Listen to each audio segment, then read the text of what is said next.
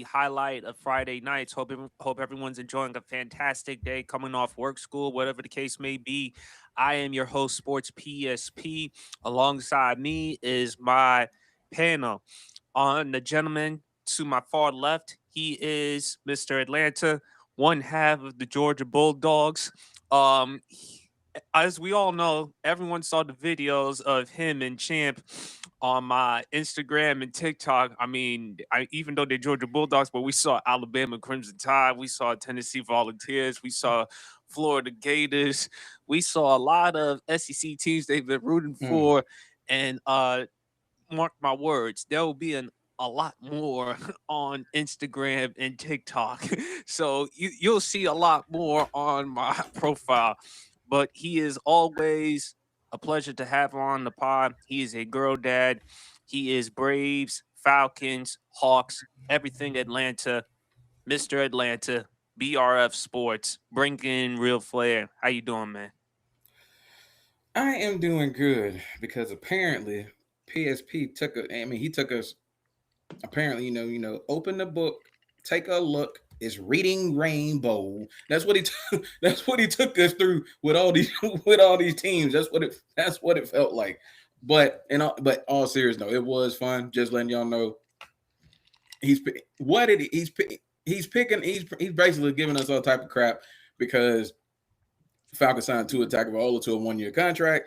So he giving us all type of stuff. I'm like, look, as a Falcons fan, if this is your barometer, if this is your end game, you are so weak-minded.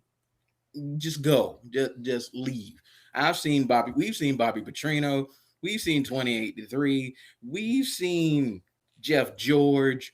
This Chris Miller was the starting quarterback of this team. I'm just saying, Billy Joe if this if Tolliver. Billy Joe Tolliver, like bro, we've seen two Jamal Anderson knee tears. If this is your barometer, then better you than me. I'll let you have it. In all seriousness though, it's always an honor to be here. Always a pleasure. Week went good. It was a long work week. It was like an extra cranky work week for some reason. Like I don't know what was going on. Like just attitudes. Whether it was not many employees, but the customers were just like they were extra like pushy this week. I ain't know what was going on. But you know what? Customers are entitled. You know that. Yeah, I know. But even still, that customer's always right. Myth is a myth. I know you have to go by that from in a No, professional sense, but it's we a know it ain't real. it's a complete stereotype. You know that. It is. Sometimes there It are customers that are fair, they are reasonable, but at the same time, they act so entitled and they are pretty condescending. exactly. And working where I work, the skin has to be a little thick, especially considering the amount of money that I deal with on a daily basis with contractors and stuff, spending stuff like that. So, but but like I was saying though, I'm ready to get into it. There's been a lot of sports stories this week. I'm ready to get into it. Always a pleasure to shed a spotlight with the New Jersey Genius and my brother from Columbus. How y'all doing? Good. I'm And of good, course, we man. cannot do the Sports PSP podcast without my main man, all the way down from Columbus, Georgia. He is the 5-time college degree champion. He is Mama Champ's number one favorite son. He is the Al Roker of journalism. There's a reason why his father called him Champ for a reason. He is Ace's best sibling. He is Dee's hilarious and hysterical friend, and she still laughs to the point that I always bring up with him and the pastor Reverend, but that's a story for another day. He Mm. is joyful, he is funny, he's entertaining, he's charismatic. The big fella, he's on his weight loss regime right now. He's slimming, he looking good. The one and only undisputed world champ. How you doing, big fella? Yeah, we taking it to the gun show tonight. So we got the arms out and the sleeves out. We out here, going Ahmed Johnson or no, better yet, Farouk style going on. So, Damn. man, I'm glad to, yeah, I'm glad to be here, man. Hey, man, look, man, it's been a good week, man. A lot of great things have been happening. Shout out to Red Room Sports, man. Had a hell of a show with those intelligent gentlemen just last night. Special surprise coming for y'all next week. Be on the lookout for it. Be on the Oh, lookout. okay, Because I okay. will be back on Red Room Sports, but with a little twist. Big trust. Big trust. But it's always good to be, it's always good to come back home. It's always good to go over your cousin's house, your auntie house, everybody else's house. But when you come back home, it's a special feeling, man. And look, we even switched up the colors today. We got the black and white on, so the NWO colors. So, man, even with the Los Angeles King hat, man, this good luck hat. Every time we wore this hat, we had a great show. But it's just good to be back on the Sports PSP podcast, man, once again. And been a hell of a week in sports, man. Sports has been on fire this week, man. And look, shout out to the USA women's basketball, especially the big three, the new big three. Paige Beckers, Caitlin Clark, and Angel Reese. Angel Reese had that double-double last night, 10 and 13 last night. So, be on the lookout, man. Let's support women's sports. WNBA, go ahead and get that collective bargaining agreement done so we can watch the ladies play basketball this summer, man. We really need a WNBA right about now. Right now, more than ever. So, especially during the summer. I love baseball, but WNBA is slowly but surely it's developing its own following. So we need that. So Miss Kathy, please get this deal done. Hopefully. Yeah. But only time will tell. Only time will tell.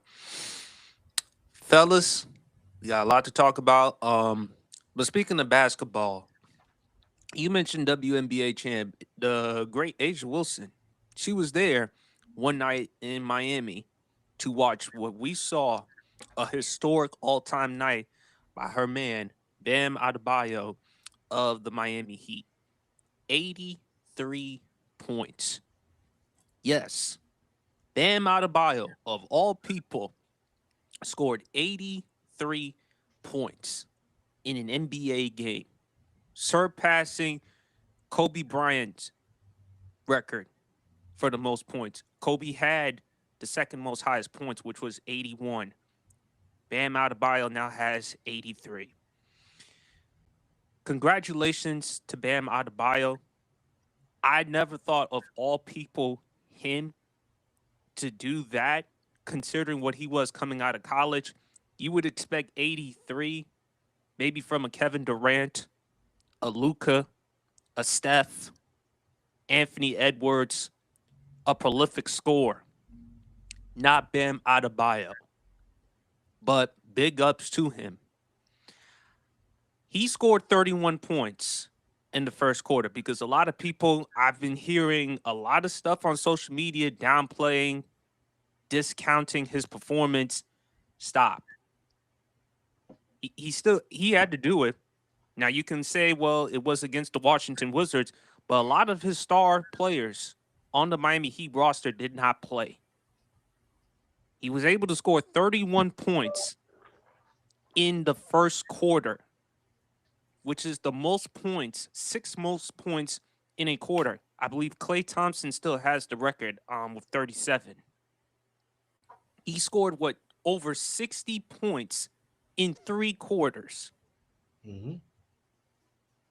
And you want to downplay it because of the competition against the Washington Wizards? Mind you, noticeable players on that Miami Heat's roster were not there.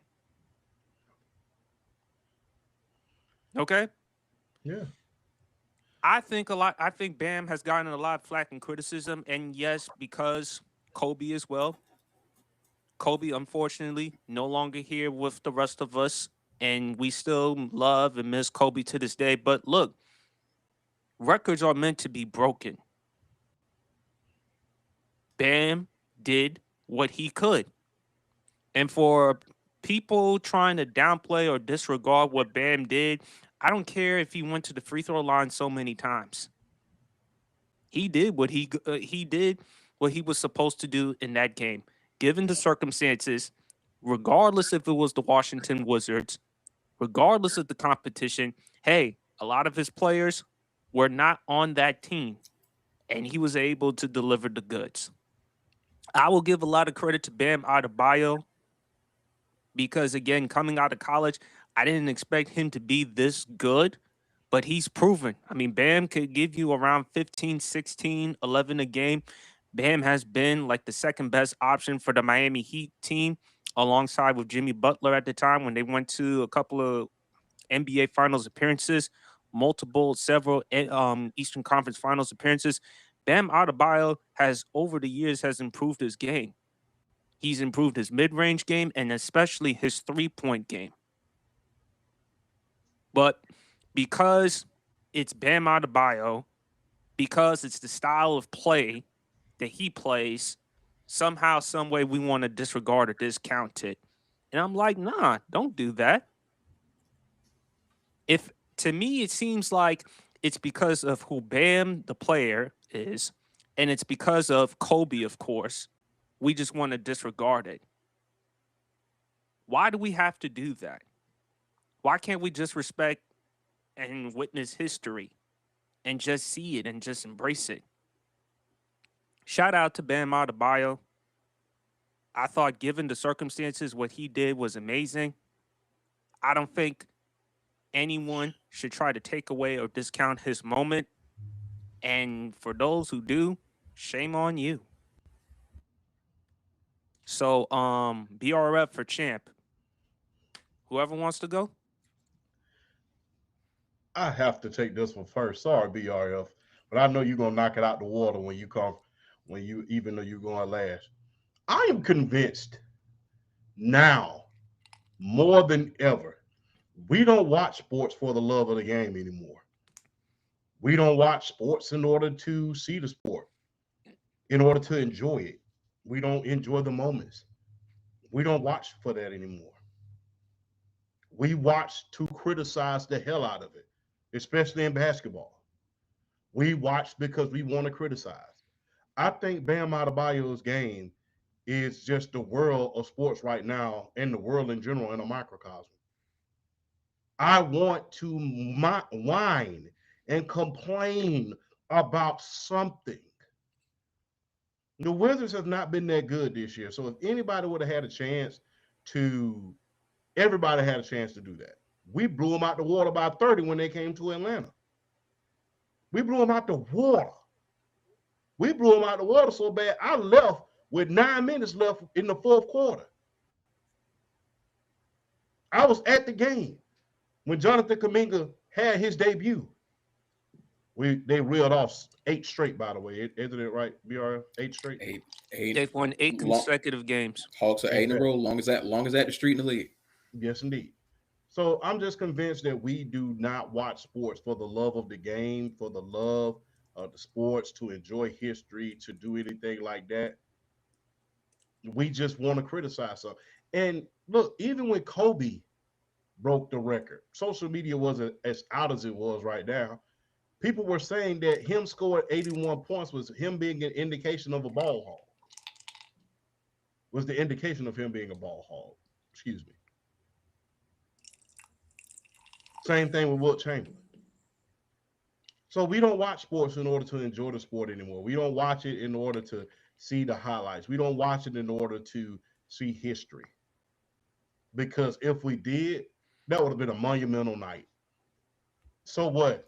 He stat padding. So did Russell Westbrook. You mean to tell me Russell Westbrook did stat pad when he had 3 years straight as far as the triple-double was concerned? Of course. He even admitted that he was going for the record. He even admitted it.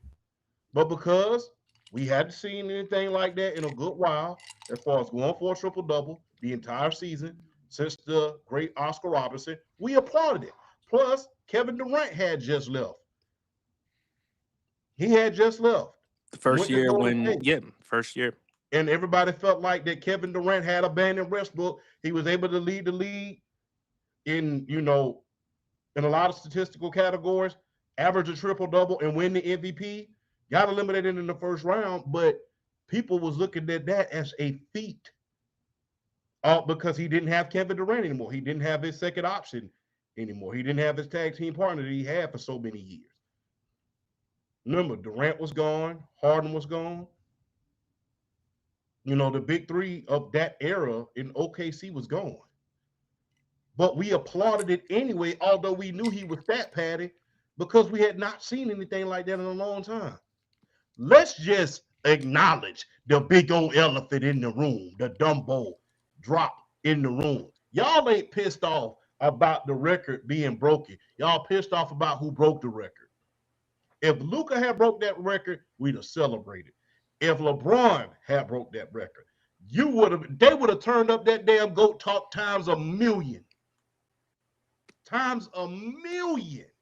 Except Skip Bayless and Michael Jordan fans. Oh, Skip Bayless. Well, I mean, I'm just saying that's the truth. You know how Skip Bayless is and Stephen A. Smith. But to your point, champ, yes, I just think people just hate on Bam Adebayo. And Bam Adebayo, if you watch his game over the years, from where he was in Kentucky to where he is now, he has improved, especially as a shooter. Because again, coming out of college, he wasn't that. No. Like, I've watched Bam Adebayo from Kentucky. He's also, for those who may not know, he's a native of New Jersey. He's from Newark. Okay. So I like Bam Adebayo. I think he's a very underrated player, but we don't appreciate the moments. You know, it's often said the messenger, not the message. I feel like it's just that situation. And again, with the Miami Heat, look, Norman Powell didn't play. Tyler Hero did not play. Nope. Andrew Wiggins did not play. Nope. Their rookie, Khalil Ware, did not play. And he was able to do that given the circumstances. But because it's who he is, and because it's not as exciting as a Luka, a Steph, a KD, a Devin Booker, or somebody like that, we want to discount it. We also want to discount it because, again, they feel like because he broke Kobe's record, Kobe fans, they're going to lose it. Look, just because Bam broke the record doesn't mean in any way that's an indication that he's better than Kobe. No, it just means that he just broke the record. Why can't we just respect and appreciate the moment? But when someone is gone, we want to give them their flowers. And that's what and that's what we've seen, champ. Why can't we just embrace greatness or embrace history? The moment is there. Why is it that we have to wait on the last minute and say, damn, that's one moment we could have cherished? Yeah, and I agree. Look, I understand that Bam Adebayo is not exciting in the way that we would like. I understand he's not a wingman. He's not gonna knock your socks off as far as scoring every single night. I understand, but history is history. And look, I'm gonna just be real. I think him and Eric Spoelstra said it best. I'm not apologizing to anybody. If you're gonna blame anybody, blame the coach of the Washington Wizards. They should have doubled him and they should have stopped him. That's the thing. If you don't want me scoring 87 points, stop me. And I will gladly stop. Remember Hell, Cam Larry Newton? Bird. Remember Yeah. Cam Newton? Remember what he said one time when he didn't like when the Tennessee Titans? Do you remember the game, champ, in which he scored a touchdown and the Tennessee Titans players, they were getting on him for dancing? Cam said it best. If you don't want me dancing, Stop it. I don't mean, let that's me the in. thing. Don't let me in the end zone if you don't want me to celebrate. Stop me. And like I said, man, y'all want to be like I said, it's sports fans. Y'all just want to be pissed off about something every single day. What's so funny about sports fans, and this is across the board, y'all will discredit somebody to death when it's somebody you don't particularly like. But for people who you like, you will move the damn goalpost to it's out of the damn stadium. You like a bad girlfriend. You always moving the goalposts. It's crazy. It's history. Enjoy it. We have got my generation. We've gotten to see these games only 2 times in my lifetime. I've been on this earth for damn near 40 years. I only got to see two 80-point games, and that was Bam and Kobe. Two 70-point games in the form of David Robinson and Devin Booker. When history happens, enjoy it. Soak it up. I understand that you may not particularly like Bam Adebayo. I understand that hell, he might not even be the best player in his house. I understand. He might not even be the best player in his relationship. But let's Did just keep you it all the did way you up have front. to come on? Why? I Why? mean, I mean, Yeah, look, did you? run Yeah, back, look, yeah, one, but two, three, the four, and then three. So two things can be true. I Did you mean, had to bring up that moment? Why are you trying to discount Bam? Come look, on I'm now. like I said, I understand what people might say. I'm just repeating shit I hear on the internet. Just being honest. So he's This a is big he might fella. not even be the best player in basketball in his house. That might be Asian. But I'm just gonna be real. When history happens, it happens. It's history. And I was excited for Bam, man. You know, look, I understand we don't like it when the big guys get it, but it's still history nevertheless. And the thing is, look, give or take most points in NBA history, depending on if you from this generation, if you hate old folks, shout out to a lot of cats that we know. Depending on if you hate old folks or not, you might not want to count the wilt. Now, history would say wilt, but if you only counting modern day times, then it's Bam, Kobe, David Robinson, Devin Booker, and then the list goes, and then Joel Embiid, and the list goes on and on. It's rare that we get these type of games. Enjoy it, sports fans, man. That's what we're here for. We're here to enjoy it. Enjoy it, soak it up. Because we may not ever get this level of basketball again, as far as guys like that scoring 83 points. I wanted to look, I'm not gonna lie. When he kept scoring, I wanted to see him go and break. I'm like, damn, I hope he get 90 and just go for the record of 100 points. I was hoping that he was gonna get it. He had 70 with 9 minutes to go. mm-hmm. So I was hoping that he kept damn scoring in order to break Wilt Chamberlain's record. I wanted him to go all out. When history like that happens, enjoy it. And yes, we've seen guys throughout history go for records. I never forget, and I ended on this note.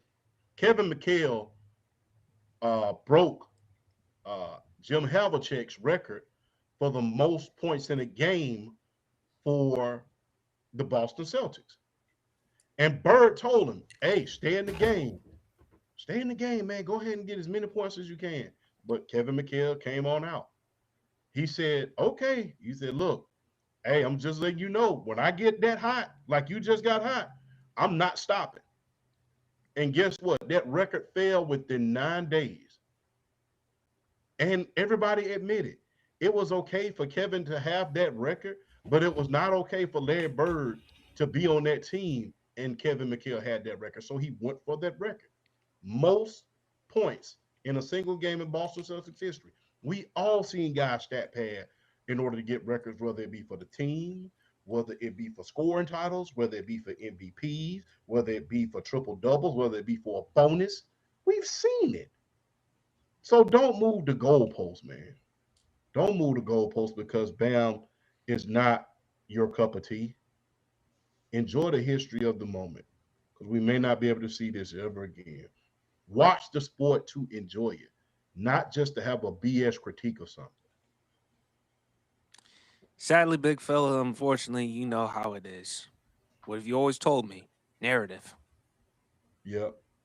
You told me. I mean, when you like someone and when you respect someone that much, you're gonna hold them to high regard. But when it's someone who has a great moment, you'll find any excuse whatsoever to tarnish it. And sadly, we're seeing it far too often nowadays. Sad. Yeah, it's sad. It's real sad. But BRF, I don't want to talk about this. I've been really wanting to talk about this. I have seen some of the absolute dumbest commentaries I have ever seen in my life after Bam scoring 83. I saw one person have the nerve to say he should have took himself out in respect to Kobe Bryant. And I look at that person and I say, you think Kobe Bryant would have took himself out if he had a shot at 100 points in Wilt Chamberlain? Boy, you know what you can do. Really? That would have been a slap in the face, in my opinion, to Kobe Bryant if he didn't try to break that record. Mamba mentality. Kobe Bryant is one of the ultimate killers in the history of the NBA. Please tell me Stephen A. Smith did not say that. He did not say that, but I've literally seen it wasn't Stephen A. Oh, try me. We'd be lighting him up if it was Stephen A. Smith saying this. Like a Christmas tree. We'd be lighting him up like a Christmas tree. Well, there is another person with the initials JW, but he wouldn't be that. Even he, I don't think, would be that stupid to say it. And y'all already know how I feel about him. But we know how he is in terms of stupidity. But that's a story for another day. That is a whole nother conversation. I'm gonna do some research to see what he did say, because I ain't heard from him in a couple of minutes. Yeah, but another point I want to make. I love Kobe Bryant like the rest of them. He's one of the guys, like when you want to talk about my teenage years, my early adulthood, come on, man. Kobe Bryant is like one of the faces in terms of athletics, as far as like my childhood, my teenage years, my early adulthood. Kobe was one of those ones, and we all know this.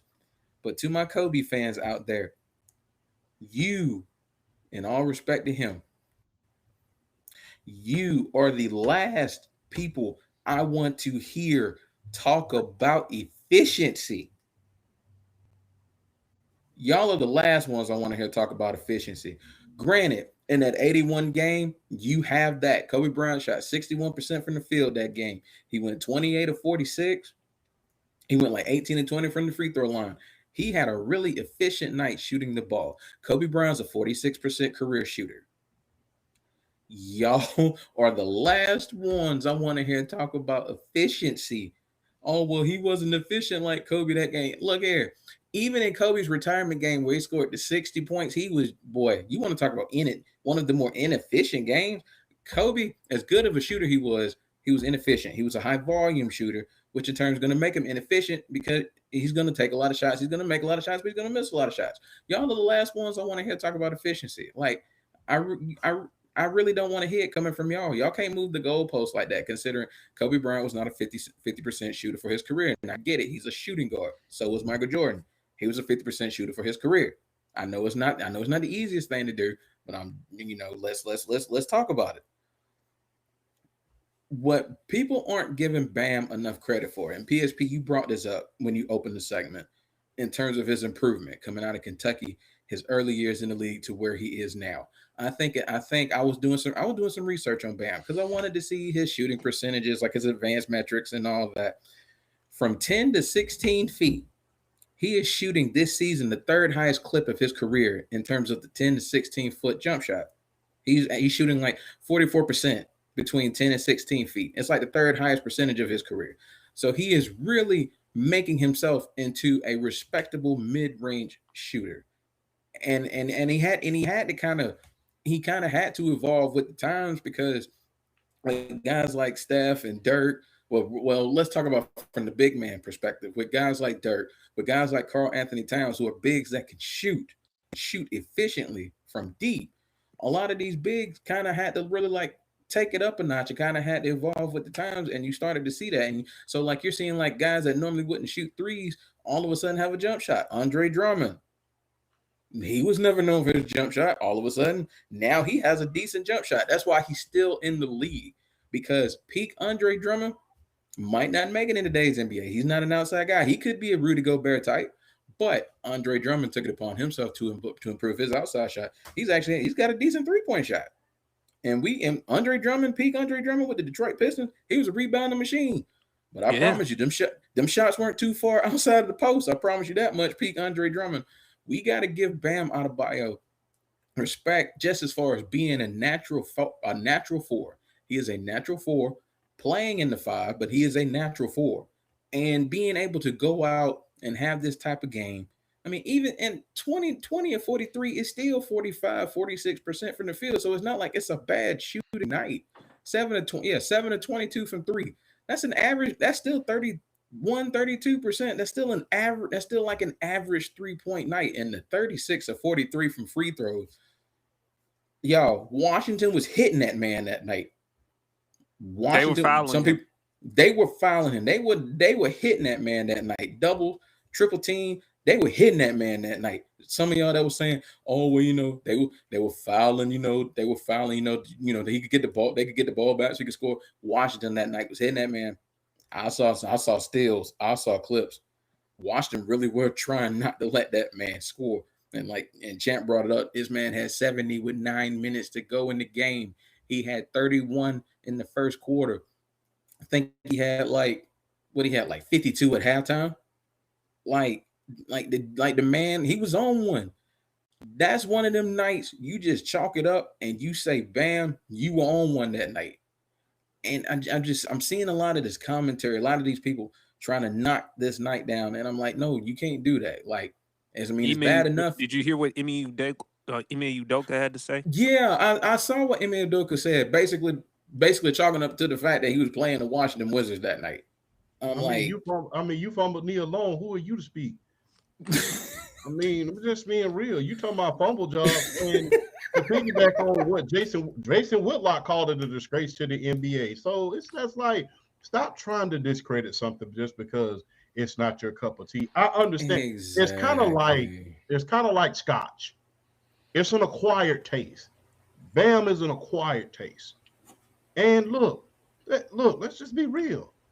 He is an all-star, and he's a 2-time gold medalist. Actually, you can make a case, Champ. He could be in the Naismith Hall of Fame because remember, you have to take everything into consideration. Collegiate, professional, the Olympics. Bam has been to 3 All-Stars. He's been an NBA All-Defensive First Team, a 4-time NBA All-Defensive Second Team All-SEC, SEC All-Freshman Team. He's a McDonald's All-American, North Carolina Mr. Basketball, and as you mentioned, 2 gold medals, 2020 in Tokyo and 2024 in Paris. So Naismith, by the Naismith Hall of Fame, yeah, he may get in. Would it be surprising if he actually make the Hall of Fame? No, not at all. And again, hell, Christian Laettner is in the Hall of Fame because of what he did at the university in Duke, and he was on that 1992 Dream Team. So, of course, you're going to get in. Derrick Rose, I believe he's going to go into the the Naismith Hall of Fame. Even though he didn't win a national championship at Memphis, he was there. And plus, he was the youngest to win the MVP. Because of that, they had to change the rules. As you've mentioned multiple times on my pod, Champ, the Rose rules. Yeah. So, and again, what he meant to Chicago, Bam, I think it adds more to his legacy with this performance. People may discount it all they want because they'll look at the amount of free throws. Bam, they were fouling him. And again, Bam, it's more impressive with Bam doing this, in my opinion, because of what he was coming out of college. Yes. I didn't see this type of offensive bag from Bam. I'm not saying that Bam has a bag like Luka, Steph, or anything like that. I'm not saying that. But if you look at what Bam was coming out of college to where he is now, you could see why you are so amazed and impressed with Bam. Is he the most exciting player to watch? No, but he's a very underrated player. He brings a lot of effort and energy. He's a very valuable piece to the Miami Heat organization. But like I've said before, Champ, as you always tell me, narratives. When you don't like, when someone has a great moment, for whatever reason, you will just discount it. Doesn't matter if you're a young head. Doesn't matter if you're an old head. You will just find some way to take away that moment. And we see it often, whether young or old people. And we have to stop doing that because essentially, what does it say for any of us? If we want to sit there and take away a moment from somebody, regardless, what does it say about ourselves? But BRF, I know you have something to say. Yeah, and then I kind of want to add to it too. When you look at Bam Adebayo, it's a testament to his work ethic. the fact that over the years he's been able to develop the kind of offensive repertoire he actually does possess, because right now he is the best player on that Miami Heat team.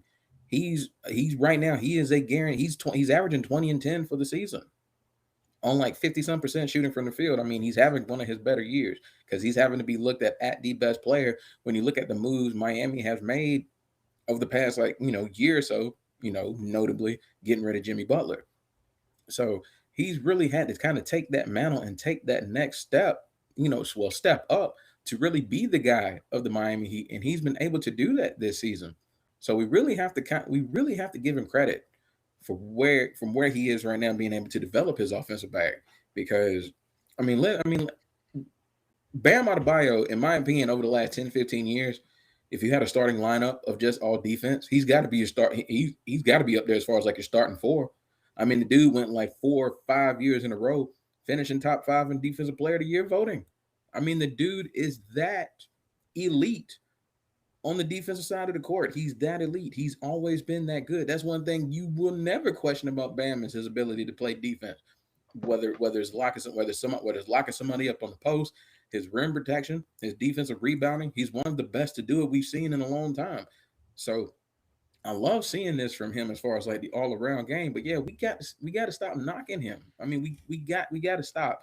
And just I'm seeing some of the commentaries like from ex players and stuff like that. I'm like, yo, I understand it's Kobe. Y'all, I understand it's Kobe Bryant. We know what Kobe means to us as far as like his influence, like us growing up watching this man. The pain we felt when that day in January happened back in 2020. As a sports fan, we all felt it. If you didn't feel it, you don't have a heart, you don't have a soul as a sports fan if you didn't feel it. But at the same time, life got to go on. Life has to go on, and you have to understand what Bam did was an amazing accomplishment, and he deserves all the praise for this. Because this is a power forward doing this, y'all. This ain't no perimeter guy. This ain't no wing guy. This isn't a guy he doesn't have like the Kyrie handles. He doesn't have the Devin Booker jump shot. He's not fluent like that. He's a power forward that has a decent mid-range game. He's got a really good post game, and he just and improved 3-point game. And he came out and he did what he needed to do for his team to win. Because it wasn't that they just scored 83 points. They ran the Washington Wizards out the building. And we got to stand another thing. Quit knocking the competition. These are all grown men getting paid to play. Anybody can get beat on any given night. There have been some upsets in the NBA over recent days where teams that had no business winning won some games. So we got to stop this whole competition thing, because anybody can get beat on any given night, depending on your preparation and how you come out and execute. Bam Adebayo was on one last night, and he deserves his respect for this. And the fact that he even came out the next game and was able to put up 21 points after having an 83-point night, to come out and put up 21 after it. I mean, come on. Like, you're not going to ask someone to come out and even put up half of that. Just come out and have another good game, and that's exactly what he did. So he followed it up with a decent game. What more can you ask from him? Y'all quit knocking Bam just because he's not your favorite player's favorite player. Y'all got to let that go. Y'all got to let that go. Quit with these stupid commentaries, because I promise you, Kobe Bryant's not taking himself out of a situation like that with a record on the line. No athlete that has any amount of respect for the game and respect for himself is taking him out in a situation when there's an opportunity to set the record. Y'all need to let some of these stupid commentaries go. Y'all shouldn't have let it come out your mouth. Celebrate Bam, because we don't know when we're going to see something like this again. It might be a long time before we get another performance like this. 83 points. Man, we got stuff like this you got to relish in the moment, because you never know when it's going to come back. Appreciate Bam. Appreciate the fact that a natural power forward can go out. He's a career 16-point per game average score, and he came out and had a night like this. Put some respect on that man. Put some respect on that man and his game. He's one of the better players in the Eastern Conference, and he deserves respect. Y'all got to quit knocking Bam. Don't get mad just because it wasn't your favorite player. Let that man have his moment. I'll continue saying this to the day I die. Big fella couldn't have said it any better. It's just narrative. When you like someone and when you respect someone so much, and when they do something so great, you have no problem singing their flowers And that's fine. Give praise when it's due. But that should also apply to everyone else, even if you don't necessarily like them. That's all I'm saying. But we can't do that. Now, some people, when they have their moment, certain people we may not necessarily like. Hey, I mean, as Broad kind of as we always say, a dead clock is right twice a day. Bam Adebayo did something no one anticipated. He did it. He did it regardless of the competition. He did it, and again, key players were not there. Tyler Hero was not there. Andrew Wiggins was not there. Norman Powell was not there. Given the circumstances, what he was able to do. And for those who want to accuse him of stat padding, look, there have been other players in the past who've stat padded. We didn't discount them. So why are we going to hold that against Bam Adebayo? Just keep the same energy. It's really not hard. It's really not complicated. But unfortunately, we can't do that. But shout out to Bam Adebayo and shout out to Asia Wilson as well. It was great seeing Asia Wilson to celebrate with him as well. It was a great moment. And I think this adds on to Bam's legacy. But fellas, we got to get back to football. The Max Crosby trade. What the fuck happened? I'm serious because I was watching Trent's pod the other day. Shout out to our guy Trent. Shout out to the homie. Yes, he's at the combine and every damn thing. That's what I'm talking about.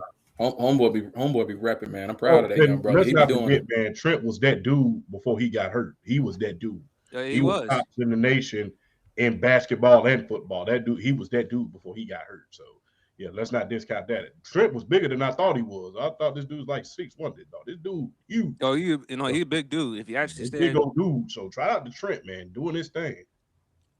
And they broke the news that Max Crosby, that the Ravens, they backed out of the Max Crosby trade. And shout out to our good friend Donnie. For those who are interested in draft experts, mock drafts and stuff, please go follow Donnie. Picking spreads. To that, he is the man when it comes to the draft, bro. He definitely is. And hopefully we'll have him back on the pod, man. He's brilliant when it comes to the mock drafts and stuff like that. They broke the news from Ian Rappaport or Adam Schefter that the Ravens, they walked out of the Max Crosby trade because Max Crosby failed his physical. And it sucks for the Raiders because, again, they lose out on the opportunity on those 2 first-round picks. And it sucks for the Ravens because they're not able to get him. Now, fortunately for them, they were able to get Trey Hendrickson. Meanwhile, it looks horrible for Joe Burrow because... I got something to say about that, bro. Because it looks horrible for Joe Burrow because my former guy, he's no longer on the team anymore. He's going to Baltimore. Hey, Burrow, if there's any indication for you to leave Cincinnati, I mean, this would be the ideal time. Although imagine if Joe Burrow would actually go to Atlanta if it weren't for the cap situation. But don't do that's that. A story for another day. Don't do that. Stuff like that excite me. Don't do that. That's an exciting thought. Don't do that. Don't do that. Well, listen, we're always excited to excite. We're always excited to everything. I mean, Champ's excited to match. Sooner or later, Champ might be going back to Magic City at some point in time. He's gonna be excited. So, hey, listen, big fella can't say no to thighs and lemon pepper wings. We know that for a fact. Talking too loud. Well, listen, D told me to get on your ass. So, I mean, No one loves D. No, I mean you. Outside of me, no one loves D more than you. That is a fact. Yeah. And shout out to D, man. Thank you for wearing that superhero outfit. That was amazing. I'm not Hmm. gonna lie, you look wonderful in that outfit. So big shout out. You had the sunglasses and the stunner shades on and everything. So big old shout out to D, man. She's stylish, man. She's Yes, stylish, she man. is. She is. But I think for Baltimore they'll be okay. Again, they got Trey Hendrickson, and you're still able to keep those 2 first-round picks. It sucks for the Raiders, but big fella, the Raiders, they've done their homework in the offseason. They really did their thing in free agency. They got the center from Baltimore. They got Nakobe Dean. They've gotten some players. I told you, this Raiders team with Tom Brady running the show, I actually like the chances of them trying to get Fernando Mendoza and for them to build around. So they've done their homework.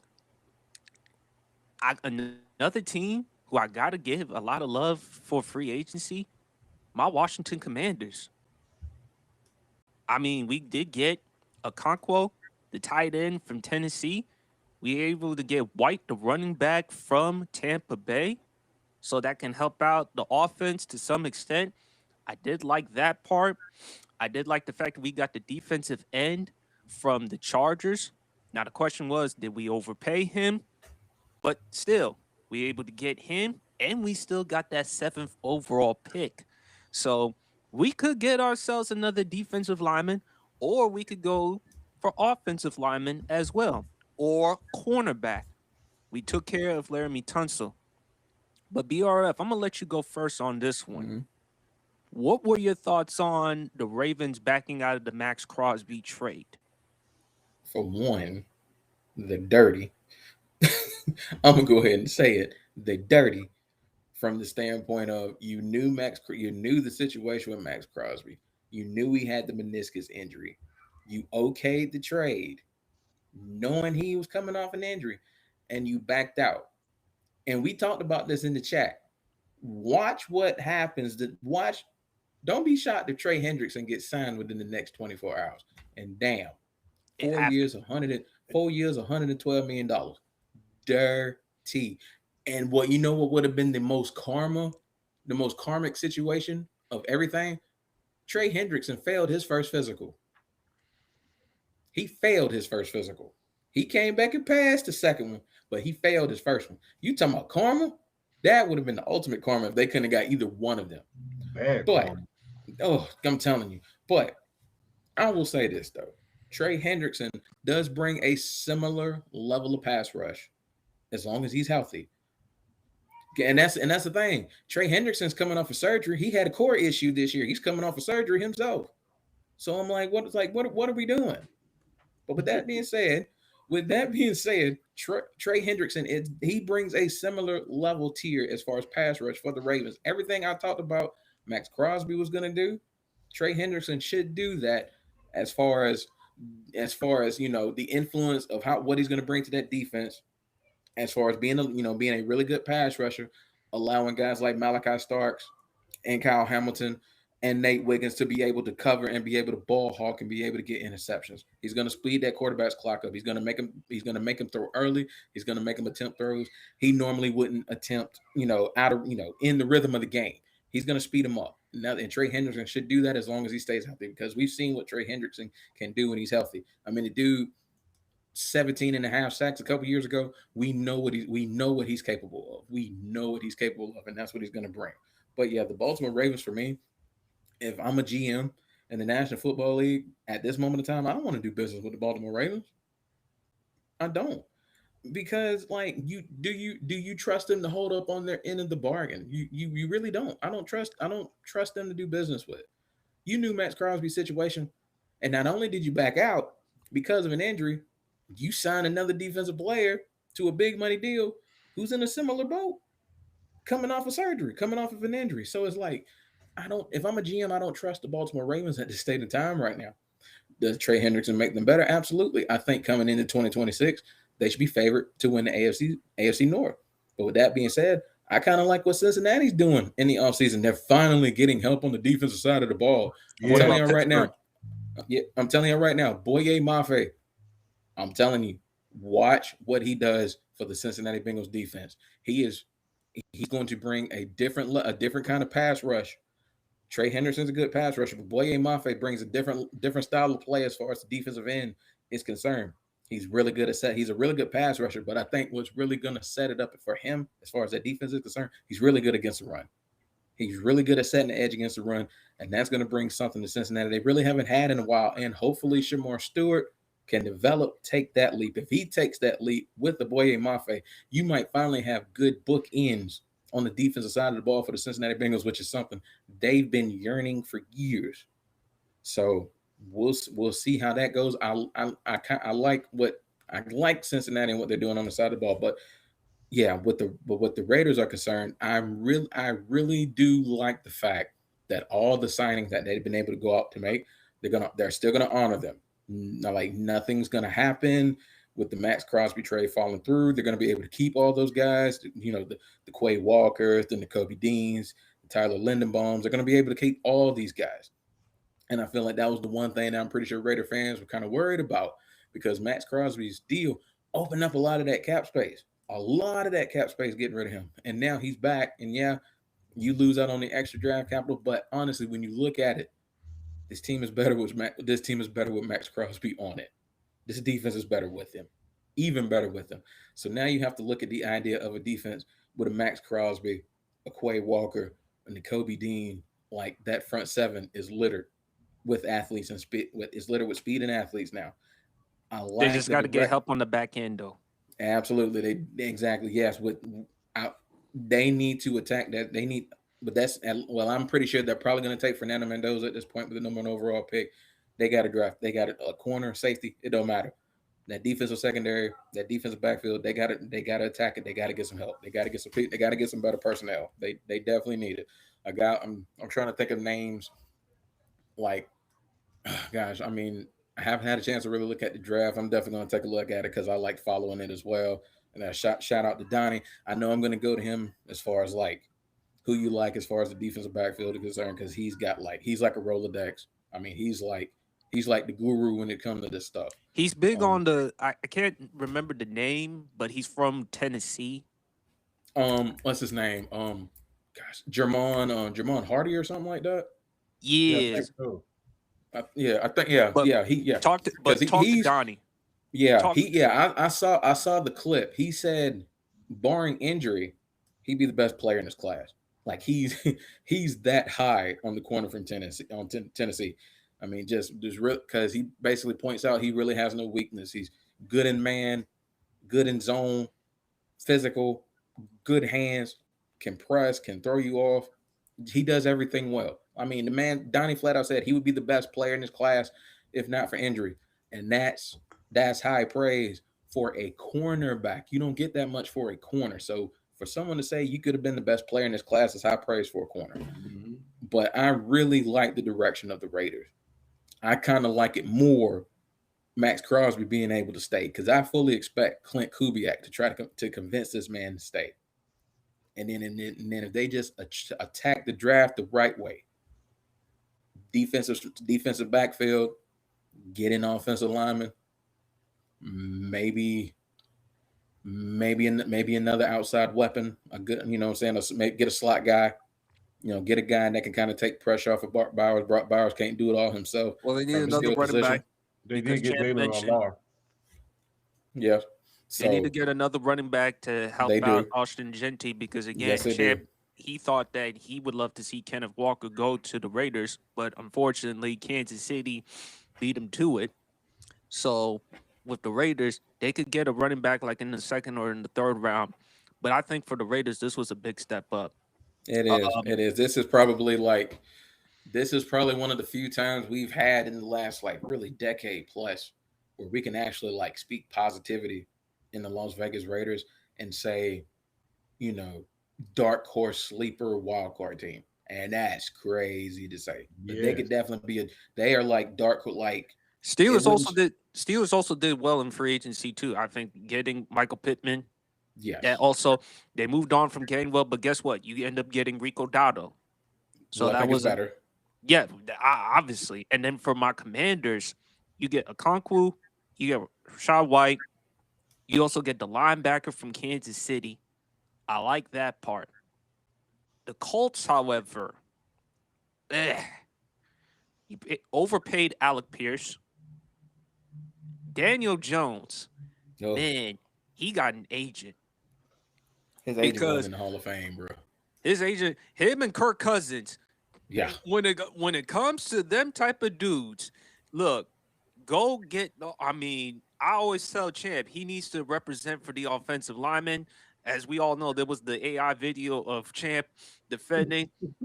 that was fire. I That was like fire. I that like video. that. That I was like that amazing. video. That was clever because I mean that's pretty much that's champ in a nutshell. Like I could honestly see champ like going to bat for the offensive lineman like that. I mean, come on, that was classic. That was classic. You can't beat stuff like that. I didn't know Champ was that thin, man. But that's a story for another day. I mean, I mean, hey, I mean, I mean, I mean, to Champ's credit, I mean, he's doing well with his diet and his exercise regime. So shout out to the big fella. Look, he's the epitome of big sexy. But anyway, Long as he don't get the Obama treatment with the tan suit would be all right. Bro, don't do that. but Bro, you need to chill. Bro, chill. Champ, it seems to be the Raiders. They were listening to everything you said. They needed some help with the offensive lineman. They got one with the center, and who knows, they may address even more in the draft. But I think for Champ, I think there's more of a reason why I don't think you should be concerned about them drafting Mendoza and Mendoza not being the quarterback for them. If you have told me it was just Mark Davis himself, yeah, I've been concerned. But with Brady there, I think, and Brady has done his homework. And I love what the Commanders have been doing. But what are your thoughts, big fella?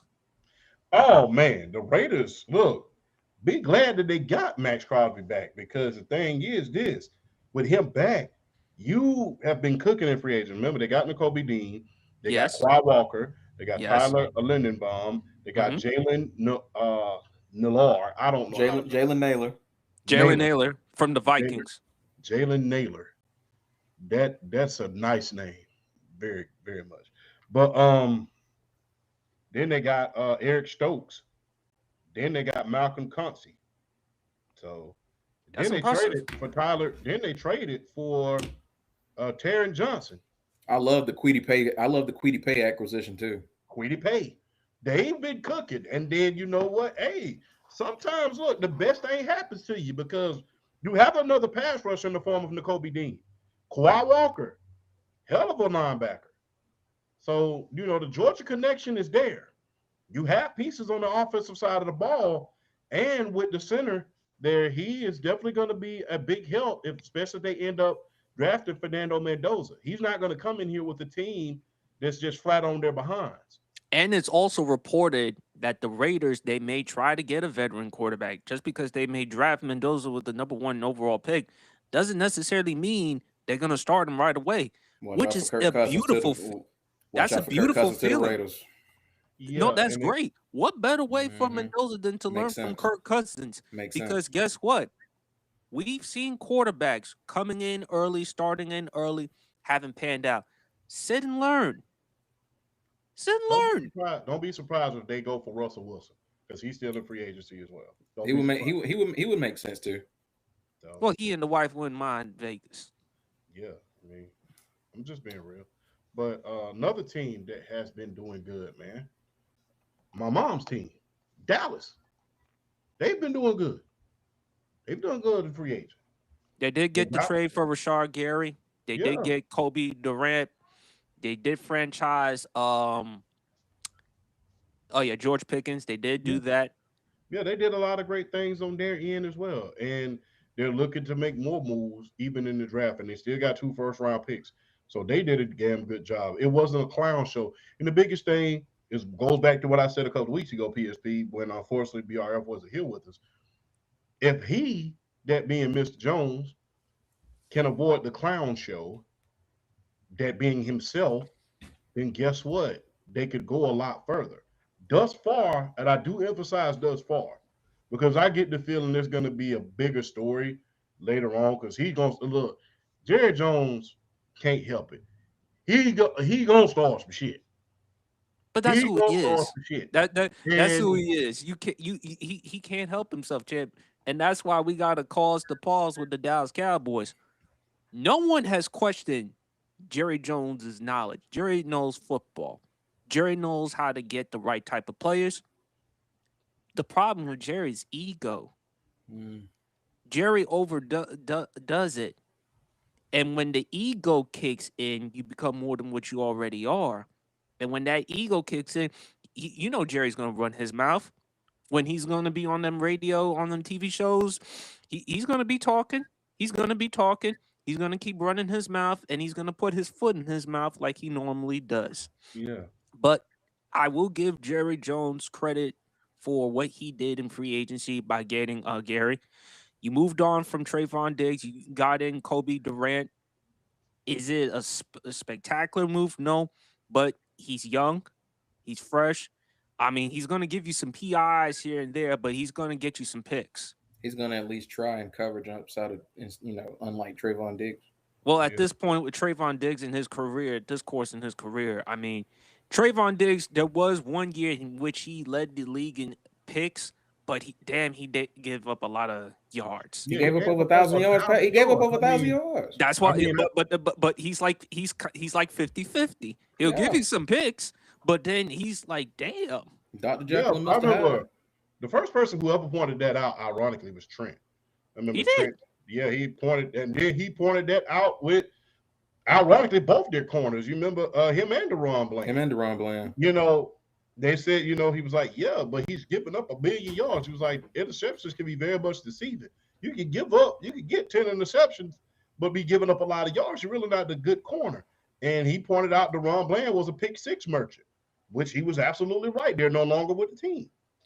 Um, Another big time free agent acquisition that I really think we should pay attention to: Minnesota, Kyler Murray. I was gonna get that in just a second, but actually, you know what? Let's talk about that.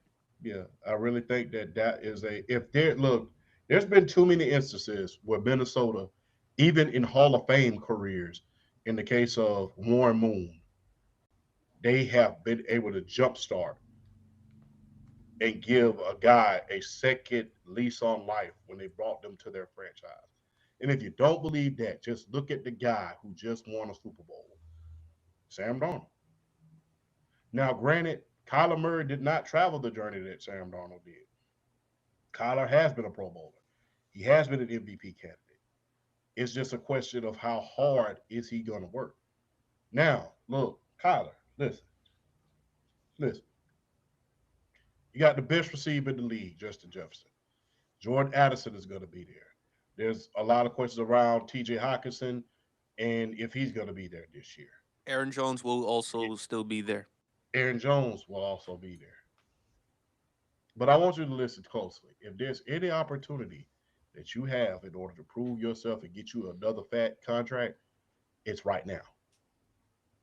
It's right now. You have the offense, you have the defense. Kevin O'Connell is a quarterback whisperer. Kevin O'Connell is a quarterback whisperer. It's time.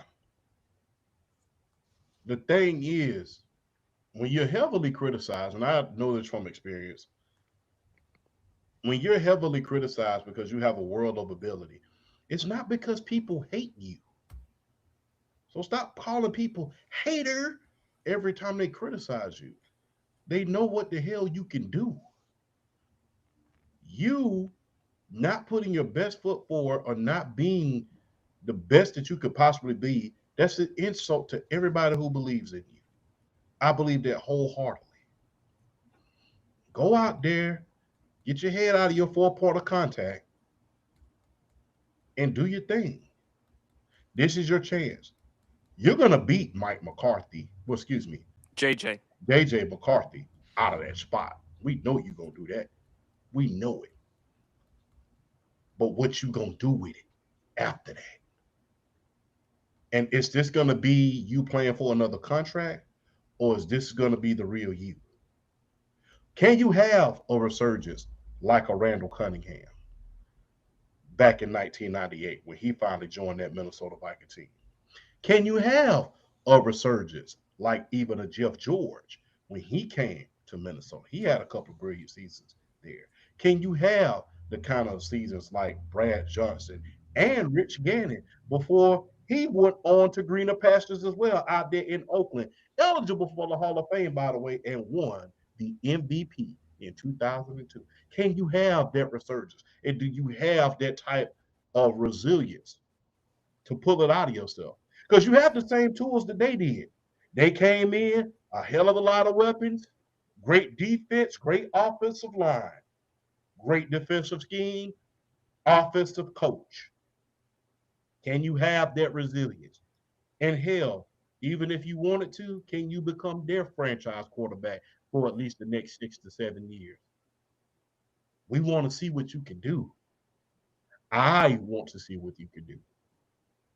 You're coming from a school that did something that no other school did, produced back-to-back number one overall.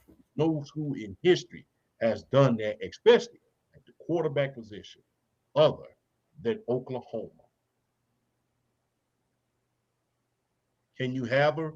And if you really need to know how to handle yourself better when you go to another team, call your buddy down there in Tampa Bay and see how he handled himself when he went to Tampa Bay, when he went to Los Angeles. And now he had to refine himself and how he had to retool himself. And look at the things that he's been able to do. Hell, one for the injuries, we might be talking about Baker as the MVP because he got off to one hell of a start. But Kyler, we want to see you do well, man. I want to see you do well. I saw the talent, not just at Oklahoma, but in Arizona when you had Cliff Kingsbury calling the shot. Can you be what we all know you can be? Because it'll be a sad day in history when we look back at your career and we say, what a missed opportunity because of the talent and the ability that you had.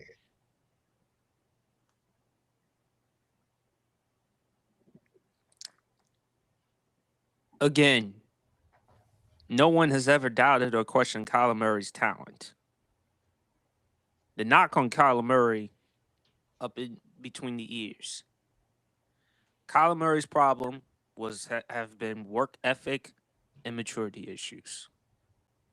If his work ethic wasn't a question, why would the Arizona Cardinals put that clause in his contract?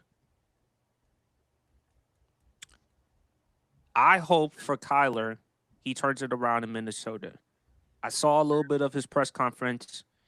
He grew up as a Vikings fan. He talked about how he was crying or was in tears the game in which Brett Favre threw the interception against New Orleans Saints, the Bounty Gate game.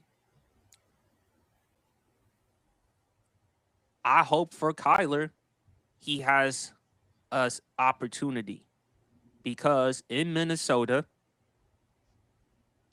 in that division, I don't think anyone anticipates Minnesota to win the division, especially with Chicago or Indiana or whatever team they're going to move to.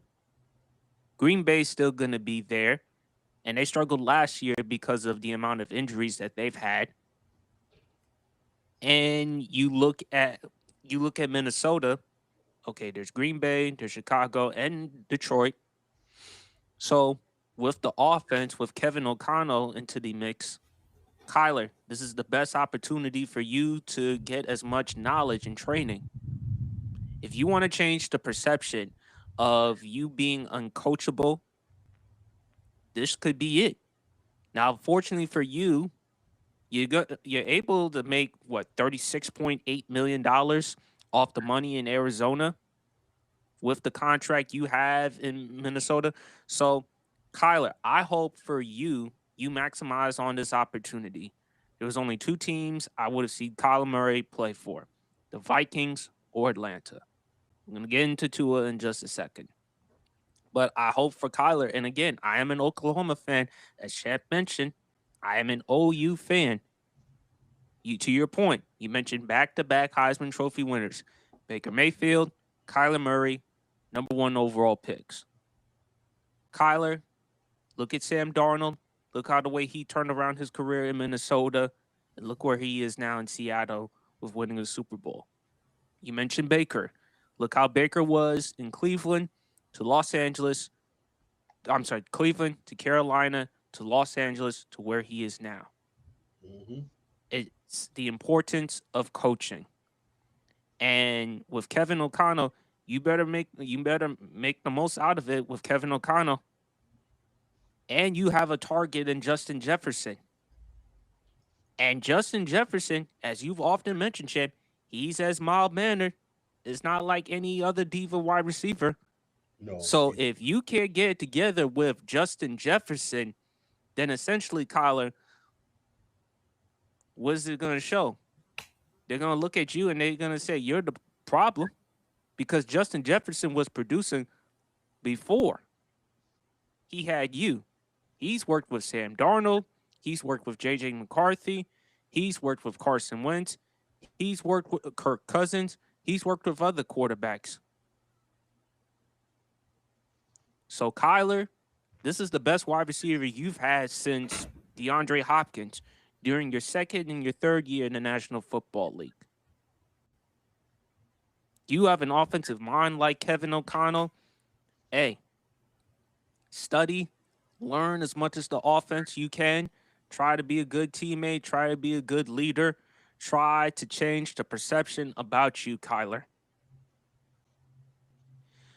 I like it because I think for coaching reasons, I think Kevin O'Connell will try to do what he can with Kyler Murray. I understand from Sports Guy Talking, shout out to Sports Guy Talking, he doesn't think that Kyler Murray and Kevin O'Connell would be a perfect fit in Minnesota. He suggested that Kyler Murray should be a backup to New Orleans under Tyler Shue. But at the same time, Kyler Murray doesn't want to see himself as the backup quarterback. He wants to see himself starting right away. But I think in Minnesota, you should be the favorite to win that job. If you can't beat J.J. McCarthy, then, hey, and looking back, the Vikings, they made a mistake not only taking J.J. McCarthy in the draft with the 10th overall pick, they moved up in the draft to take him with the 10th overall pick. Mm-hmm. So if you're J.J. McCarthy, hey, where are you going to go? Because just like Kyler Murray, you haven't been proven to stay healthy. I hope for Kyler Murray he turns it around in Minnesota, because if he can't turn it around in Minnesota, what's next? BRF. I don't mind the fit, because I mean, you look at Kevin O'Connell and you look at the way he likes to run his offenses. Like he likes to spread the ball around, which is something Kyler Murray has always been able to thrive in as far as offenses. Like there's never been like one, predominant threat. He likes to spread the ball around. He's going to be able to do that there. You got Justin Jefferson, you have Jordan Addison, you have T.J. Hockenson. Aaron Jones is still a good back. He can still catch out the backfield. So he's coming into a situation with a guy like Kevin O'Connell, who I think Kevin O'Connell can really kind of tap into Kyler Murray again and be able to get, like, maybe not full ceiling, but kind of, remind people of what Kyler was like those first couple of years in Arizona. Kevin O'Connell sees a guy like Kyler who's got speed. I mean, that's you're bootlegging, RPOs, play action, just being able to create in structure, out of structure. Kevin O'Connell sees that, and to a certain extent, he's got to be licking his chops a little bit with the prospect of a Kyler Murray in that offense, and especially with his ability to throw the deep ball. I mean, guys like Jordan Addison and especially Justin Jefferson, who thrives on deep balls, who thrives on 50-50 opportunities. Because I still feel like coming into this league year, I still feel Justin Jefferson is wide receiver 1 in the National Football League. So having a guy like Kyler Murray who can get him the ball down the field and really, eliminate a lot of the field in like maybe 1 or 2 chunks. I mean, that gives a new element to the Vikings offense that, is really going to help them and really, for the betterment, really make them a better team. Yeah. Oh yeah. Like, I mean, y'all pretty much hit the nail on the head. At the end of the day, this is Kyler Murray's opportunities. He's got to take advantage of this because people are looking at you in a situation like Minnesota. And you said it, PSP. Whether he went to Minnesota, whether he went to Atlanta, you're going into a situation where you're going to have weapons and you're going to have a pretty good offensive coach that you should be able to tap into and be able to kind of like really kind of showcase yourself a little bit. And with Minnesota, you have that with the weapons there. You have to make the most of this opportunity. It was kind of like what Sam Darnold was, last, in his 1 year in Minnesota. You're coming into this situation, best, that was probably Sam Darnold's best offensive situation he had ever been in, and he made the most of it and he took advantage of it. They went 14-3, made the playoffs. I'm not saying the Minnesota Vikings are going to go 14-3. What I am saying is, Kyler, you have to make the most of this. I mean, there's no reason why you can't vastly improve on your last couple of years, really, last year in particular in Arizona. There's no reason for you not to be able to improve this season. I mean, everything around you is a step up. It's an improvement from the defensive side of the ball, the offensive line, as long as everybody's healthy, and the skill position. Everything's an upgrade. You have to make the most of this. You have to take advantage of this opportunity because who knows if you're going to get another one if you don't make the most of this. Honestly, I wouldn't even worry about the contract. You have to look at this as a way to find yourself again, to go out and really show what you can do. And there's really no reason for you not to be able to with a guy like Kevin O'Connell calling plays, because Kevin O'Connell is going to give you ample opportunities to throw that ball around. Whether it's 2 wide receiver, 1 tight end set, 3 wide receiver sets, doesn't matter what he's calling. He's going to give you an opportunity to throw that ball. You have to make the most of it. You have to come in, put the work in, study, be ready on any given Sunday. I know we had talked about this whole, he's not a guy that doesn't like to do a lot of studying. You got to trash that. You got to trash that mindset coming into Minnesota. You got to put your best foot forward, because now you're not getting that franchise quarterback money. You're getting that league vet minimum money. So this is no guarantee. You have to make the most of this.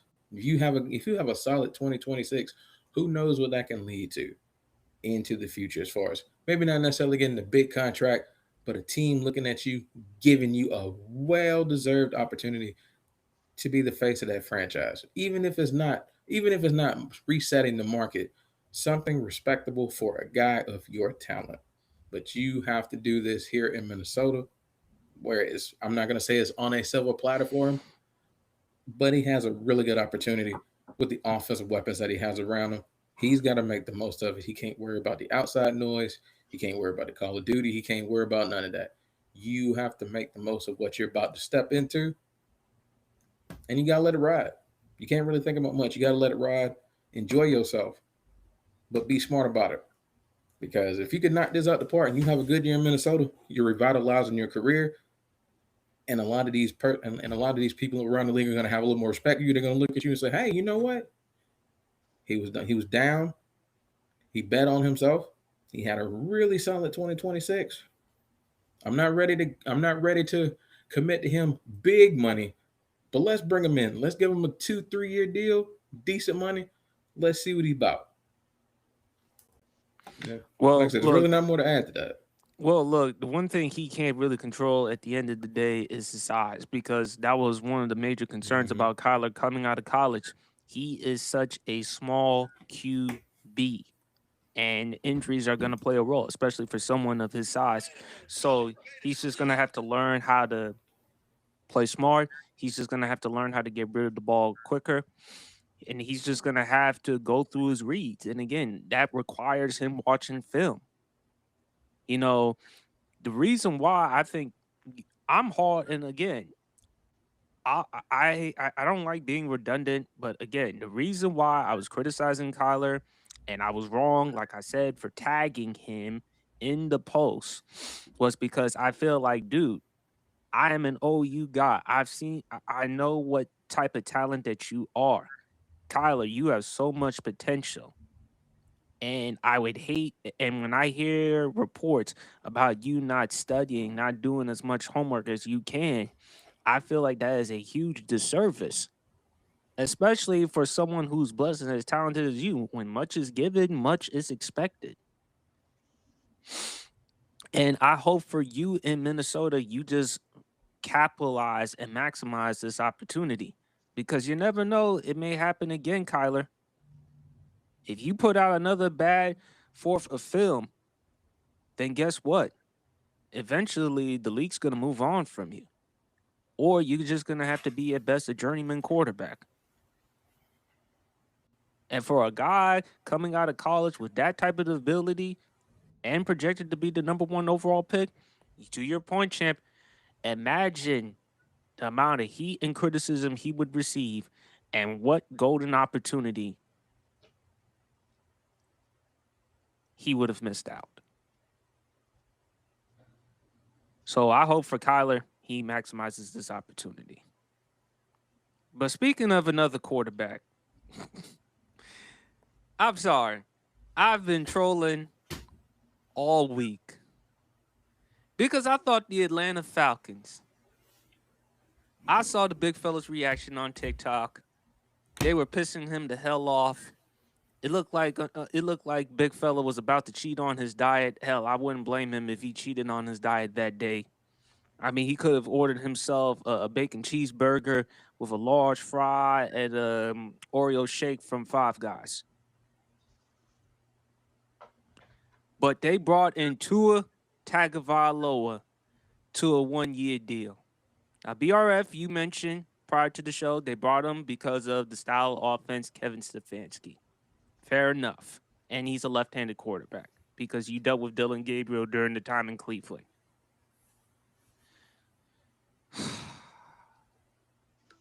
Miami, they cut Tua, and because of that cut, $99.2 million. A lot of money that they had to cut, and then they signed Malik Willis. Atlanta, Tyler Algier, no surprise to me that he was going to be gone. He's in Arizona now. Wish him all the best. James Pierce Jr., fortunately for him, he doesn't have to deal with 5 years in prison, but he's still dealing with some charges. BRF, I'm going to let you go first. Mm-hmm. Were you surprised or shocked with the Falcons signing Tua, considering Tua's durability issues and considering how awful his play was last year?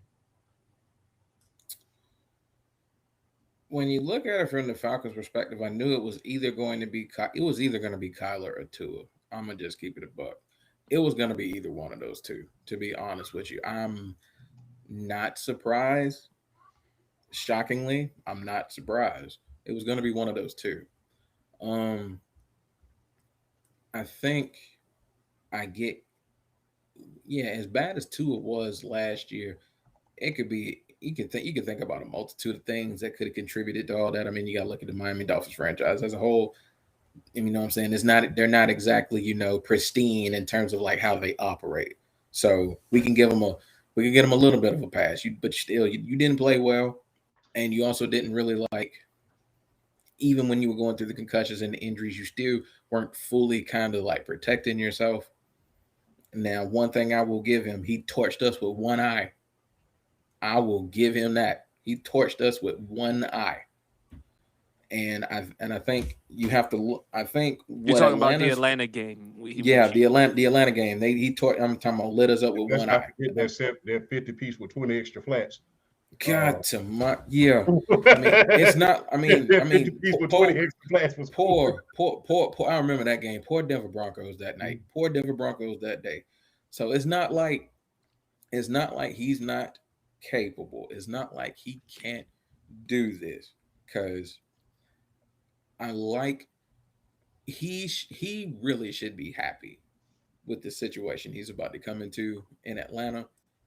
Because honestly, I feel like they're at some with that offense and the fact that you're indoors, given the fact that you're not known for having the strongest arm, And I you also think play in New yes. Orleans as well, which is Yes, indoors. I think it's the indoors aspect of it, which I think was what swung Tua to want to come to Atlanta. And let's be honest, you can go back to his Bama days. It's not like he plays bad in Mercedes Benz. It's not like he plays bad there. So he has a good history in Atlanta in that dome. Except Um, that SEC championship game. except that one SEC championship game where it was like, kind of like a reverse of fortune. He got hurt, and then Jalen Hurts came back in and took it over and came back and beat Georgia, won that game with Alabama. So And that's that's one of and the that few was times he did. yeah, and that Yeah, was that was. also the game that also cost him the Heisman Trophy because had he Hmm. finished that game and played well, he would have won it. Oh, he'd have Because won that. before, yeah, Yeah, he would have won that. But I, I, this is what I'll say. I do like what Ian Cunningham has done since he's come in and taken over that GM spot because he knows he doesn't necessarily have the most money to spend this season. He knows he doesn't. He knows he's not punting 2026, but he knows 2026 there might be some hardships. But I like what he's done with this roster. I like them bringing in Aziz Ojulari for the defensive side of the ball. I like that pickup. I like the Jahan Dotson pickup.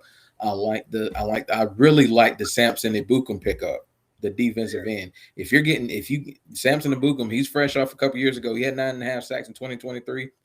He didn't play much 2024. He came back 2025. He played one game. He had 2 sacks. So I mean, come on, limited play, still made big impact.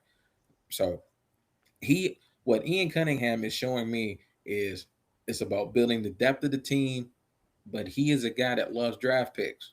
He loves building through the draft because he knows. Let's see, with Tyler, I think it's Tyler Algier, and it was Arnold Albuquerque went to the Eagles. He knows he's going to get some compensatory picks. That's Ian Cunningham's game. He loves the draft. He loves building draft capital. And I really like the idea of a GM that understands building depth, not only in free agency, but through the draft. And I think that's what he wants to do his first couple of years here. Now going back to the Tua situation, I personally think Michael Penix is going to beat him for the job. Me personally. But if he's ready, if he's not ready, they're going to go with Tua. I like his fit in Stefanski's offense. Stefanski is a ball control guy. He loves. He's gonna have a field day with Bijan Robinson. He's gonna have a field day with Kyle Pitts. The like ball control, the intermediate routes. We know Tua doesn't have the biggest arm, but in Kevin Stefanski's offense, he doesn't need to throw it deep a lot. So and it even kind of if he does, he has a nice deep ball though. exactly, and he's honest to God, he's got one of the better deep balls in the league. He's got one of the more underrated deep balls in the league if you ask him to throw deep. And it's not like Drake London can't go get it when he's asked to go get it. He's one of the better wide receivers in the league. I think he's a top 10 receiver right now, currently in football. Um, I like the situation for Tua. He's got a decent offensive line there. You still got Jake Matthews. You still got Matt Bergeron. You still have Ryan Newsel. Chris Lindstrom is a top 5 guard in football, and you're going to get a fully healthy Caleb McCary back. You're getting him back. So I like the position. I like the position of these offensive line coming back, hopefully fully healthy. Um, he just got to be. I mean, with the type of talent Atlanta has, all he's got to do is be smart with the ball. He's got to be smart with the ball. He doesn't have to take a lot of chances. When all else fails, check down to 7. When all else fails, check down to 7. He's arguably the best player in the entire league.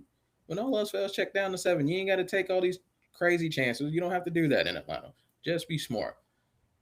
Like I said, I wasn't a big fan of the signing, but ultimately at the end of the day, what I always try to do with certain signings, being a fan, we can focus on the negative all we want. We have to look at positives, and we have to look at where there could be a silver lining. And where I look at it with Tua, it's a fresh start for him.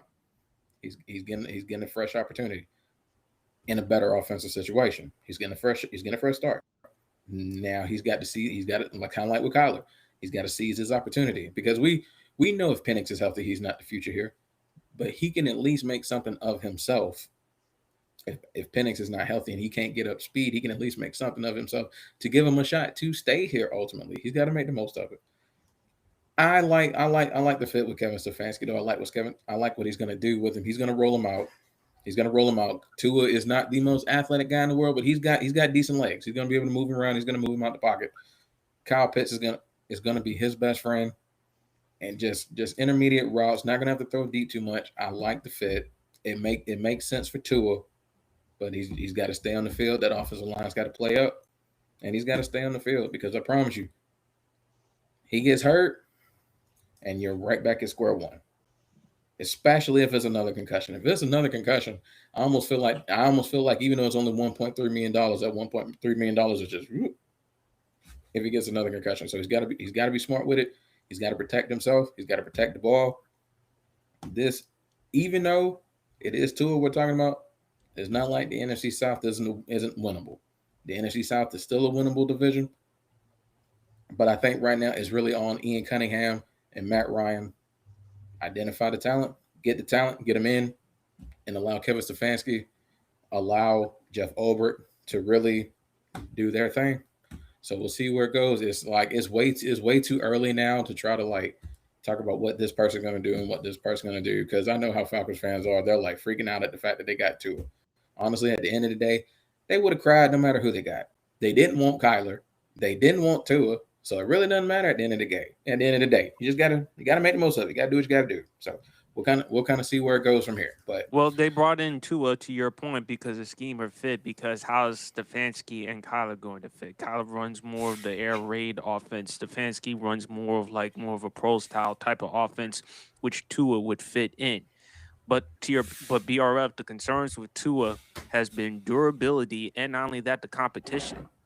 I think I mean, if you look at the Falcons schedule, which I'm sure you and Champ are aware, not only you got the Panthers and the Buccaneers you got to deal with home games, you got to deal with Chicago, Detroit, Baltimore, you got to deal with San Francisco, you got to deal with Kansas City, and then on the road, you got to deal with Green Bay, you got to deal with Pittsburgh, you got to deal with Washington. So this is going to be tough with this schedule.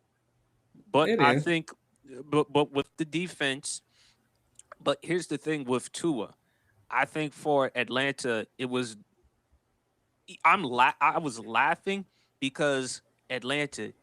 I mean, you go from one left-handed injured quarterback and you go with another, but Tua in Atlanta, it's indoors. You don't have to worry about much of the weather. 8 of those games are going to be at Mercedes-Benz Stadium. You're going to play one of those games in New Orleans, which is indoors. As long as it doesn't rain, you should be fine in Tampa. And as long as you don't have to deal with cold weather or in the fall, you should be fine in Charlotte. So for Tua, and also if we're going to criticize Kyler and his leadership, Tua, let's not forget what you did last year by throwing teammates under the bus during that press conference. Yes, So you indeed. can't be doing that as well either. No, exactly. And on top of that, Tua, you led the league, if I'm not mistaken, in turnovers. So, and you struggled with the weapons that you had last year with that offense. Imagine with this offense, with Bijan, with Drake London, with Kyle Pitts. Darnell Mooney is gone, but you did bring in Jahan Dotson. So I think so. And shout out to Seahawk Daddy. He said Tua upgraded his wide receiver and offensive line. But again, that's not the question. The question with Tua is what he can do. Can he stay healthy? Is he going to be good enough for the Atlanta Falcons? And if he's injured, and if Michael Penix Jr. is injured, okay, if you're Atlanta, what's going to happen? Champ, I knew you weren't excited of bringing in Tua. You've often called him Tua, turn the ball over. How shocked were you with the Falcons bringing in Tua? I was real shocked. I thought they was gonna bring in Kyler Murray, especially considering the fact that he was gonna be getting league minimum. That would have gave us, more of a shot. Because his abilities never in question. It's just his know-how. But I will say this. I will say this. The starter is going to be whoever doesn't end up at Grady Memorial or Piedmont. And and if you don't know what that is, people, that is the two famous hospitals down here in Atlanta, Georgia. So whoever doesn't end up at Grady or Piedmont, that's who's going to end up at the star quarterback. But buyer beware. The star quarterback might be right up behind him in the hospital bed right next to it. So, I mean, it's going to be interesting, man. But at this point, you got to do something. I mean, you got to do something. And whether we like it or not, that offense was different when Tua was in the ball game down there in Miami. It was a whole different offense. We got to give credit where credit is due. Like I said, let's not even forget. Like I said, and no, he's not. No, he's not. Stop. No, not. No, but I digress. But let's not forget that 50 piece with 20 extra flats that they put on the Denver Broncos. You know, let's not forget that when he does have the tools and he is on the field, that he is capable of, especially when you got time and you're not out there in the elements like that. You're not out there in the elements. He's not going to be out there in the elements too much. And I'm pretty sure when he plays elemental games, they're going to turn around and hand that ball off to Bijan. You know, it's going to be interesting to see what happens, man. There's going to be an interesting proposition. And I do not think, no disrespect to you, Seahawk, I do not think that Tua is better than Kyler at this point. Kyler was an MVP candidate. And Tua had a hell of a lot more weapons than Kyler did. Tua had weapons galore. When we think about that offense down there, Yeah, Jalen Waddle, Tyreek Hill, Devon A-Chain, Chain, and Rasheed Monster. And that was supposed to be. I think he had Gesicki at one point. Yeah. Yeah, he had Gesicki too. Oh, yeah, they were loaded. Yeah, that was supposed to be. And you also had an offensive mind and Mike McDaniel coming out of the Kyle Shanahan coaching tree. But he continues. You give Tua time and a consistent run game, his turnovers will go way down. Yeah, that's because you're not asking. Yeah, but I think that's also because Bijan Robinson being the focal point, they know he goes as far as they know the offense goes as far as he goes. But at the same time, they're gonna ask Tua to throw the football. Yeah, and you're gonna have to with those types of weapons, with Pitts and Drake London. But again, with Tua, the other concern is him going up against top-notch competition. That's going to be another concern with Tua because we've seen him in Miami, even when Miami, and they've done their part to accommodate Tua. What's been the knock? Yeah, look, that offense down there, let's just face it, that was supposed to be the next greatest show on turf. That was supposed to be the next greatest show on turf. That was supposed to be equivalent to the 2016 Atlanta Falcons. That was supposed to be equivalent to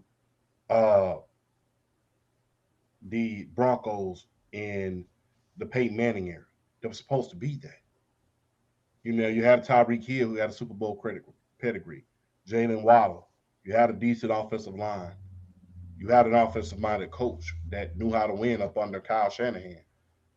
That was supposed to be the greatest show on turf reincarnated. Unfortunately, it wasn't. And they, you know, when they got out there and they had to face real competition in the playoffs, you saw what happened.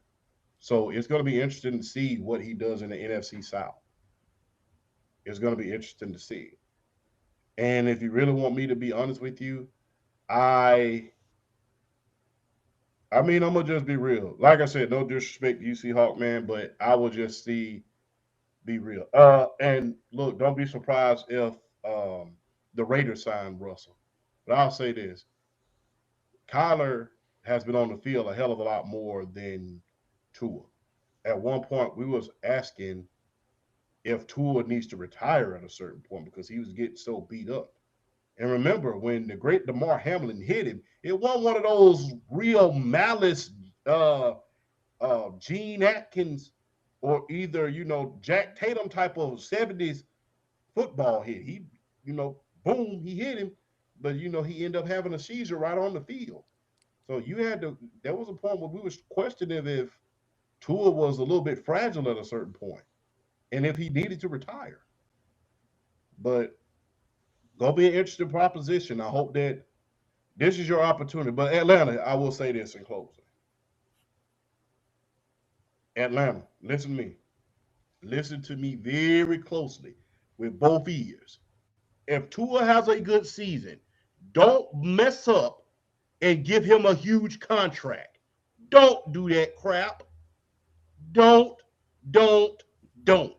Because there's a difference in playing for a contract and being good for real. All right? So don't mess up. If he has a good year, good for him. But don't don't bet the farm on him. We've done that way too many times. Do you think that the Falcons should look at a quarterback in this draft, even though this is not like really the best exciting draft class regarding quarterbacks, but they may have to look at one just in case because again, even though Penix Jr.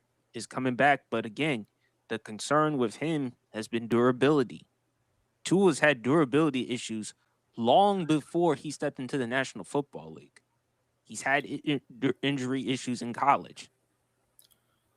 I think I'm thinking if they do, probably fourth to sixth round. Fourth or fifth. I'd probably look at like fifth round.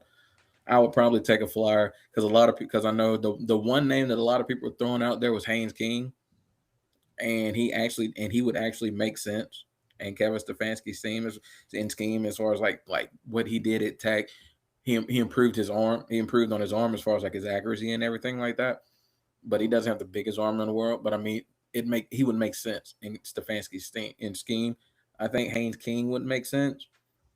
And I'm trying to think who else maybe. He was the first name. He was the first name that came to mind. Him being going to Georgia Tech, being an Atlanta guy. He was the first name that came to mind. But honestly, I think Haynes King in the fifth round.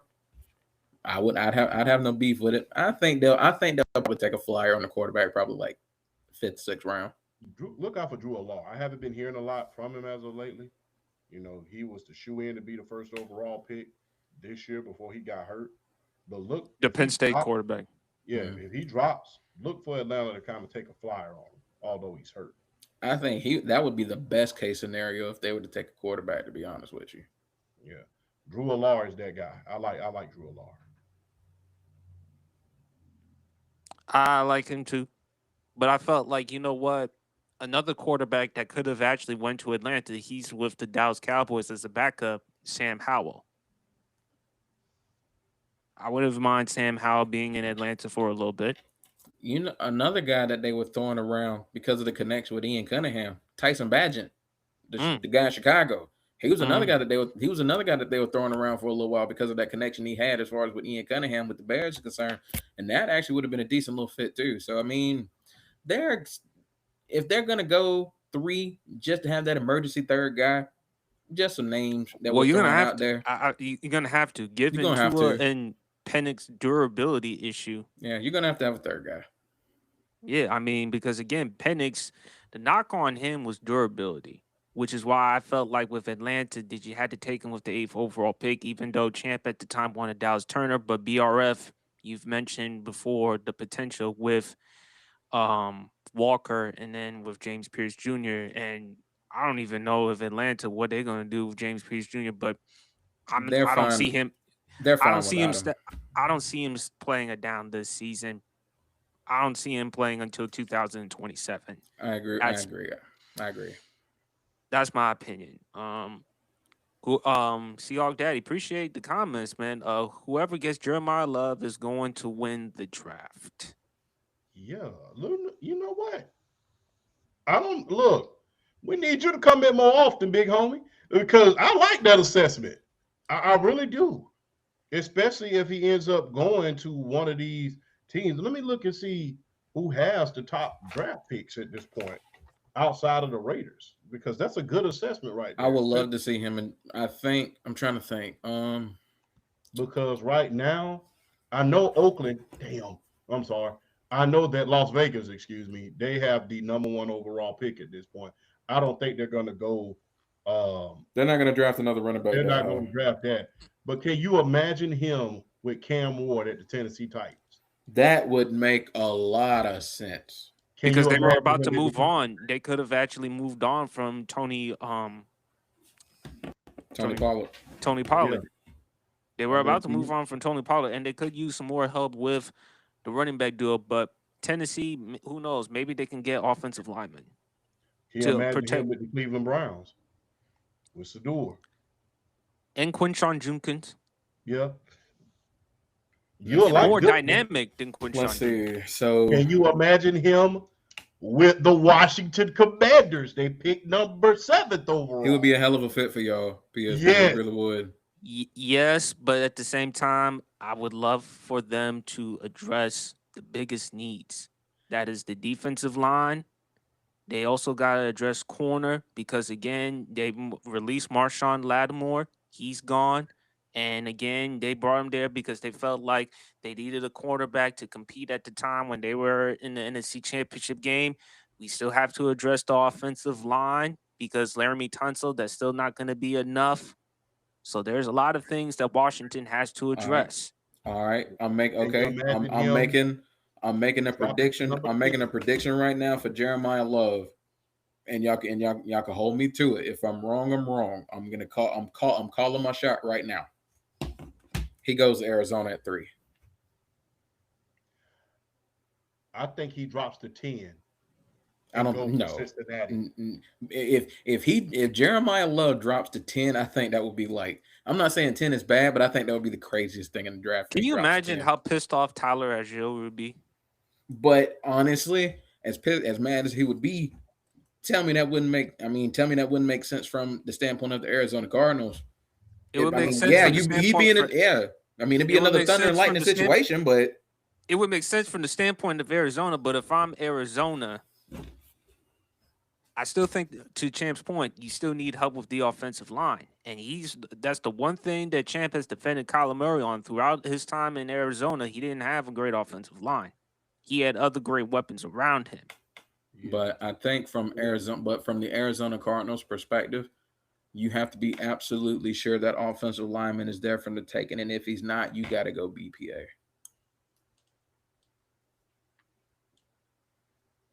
That's how I feel. I'd have to look and see which offensive linemen are available. I don't know if one is there at 3 that's going to be like, yeah, I want him.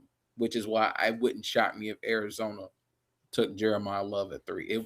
It wouldn't shock me at all. I think it's either going to be Arizona or Tennessee.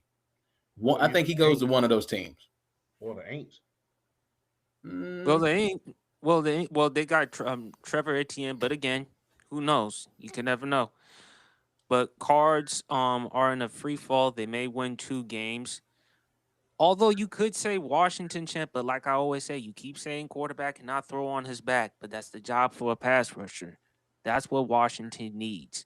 We need guys who can get after the quarterback because you told me, hey, they had a plan by moving on from Chase Young and Montez Sweat. I told you at the time, I had no problem trading Chase Young because we didn't pick up his 5th-year option, and he was on the verge of having a good solid season in Washington.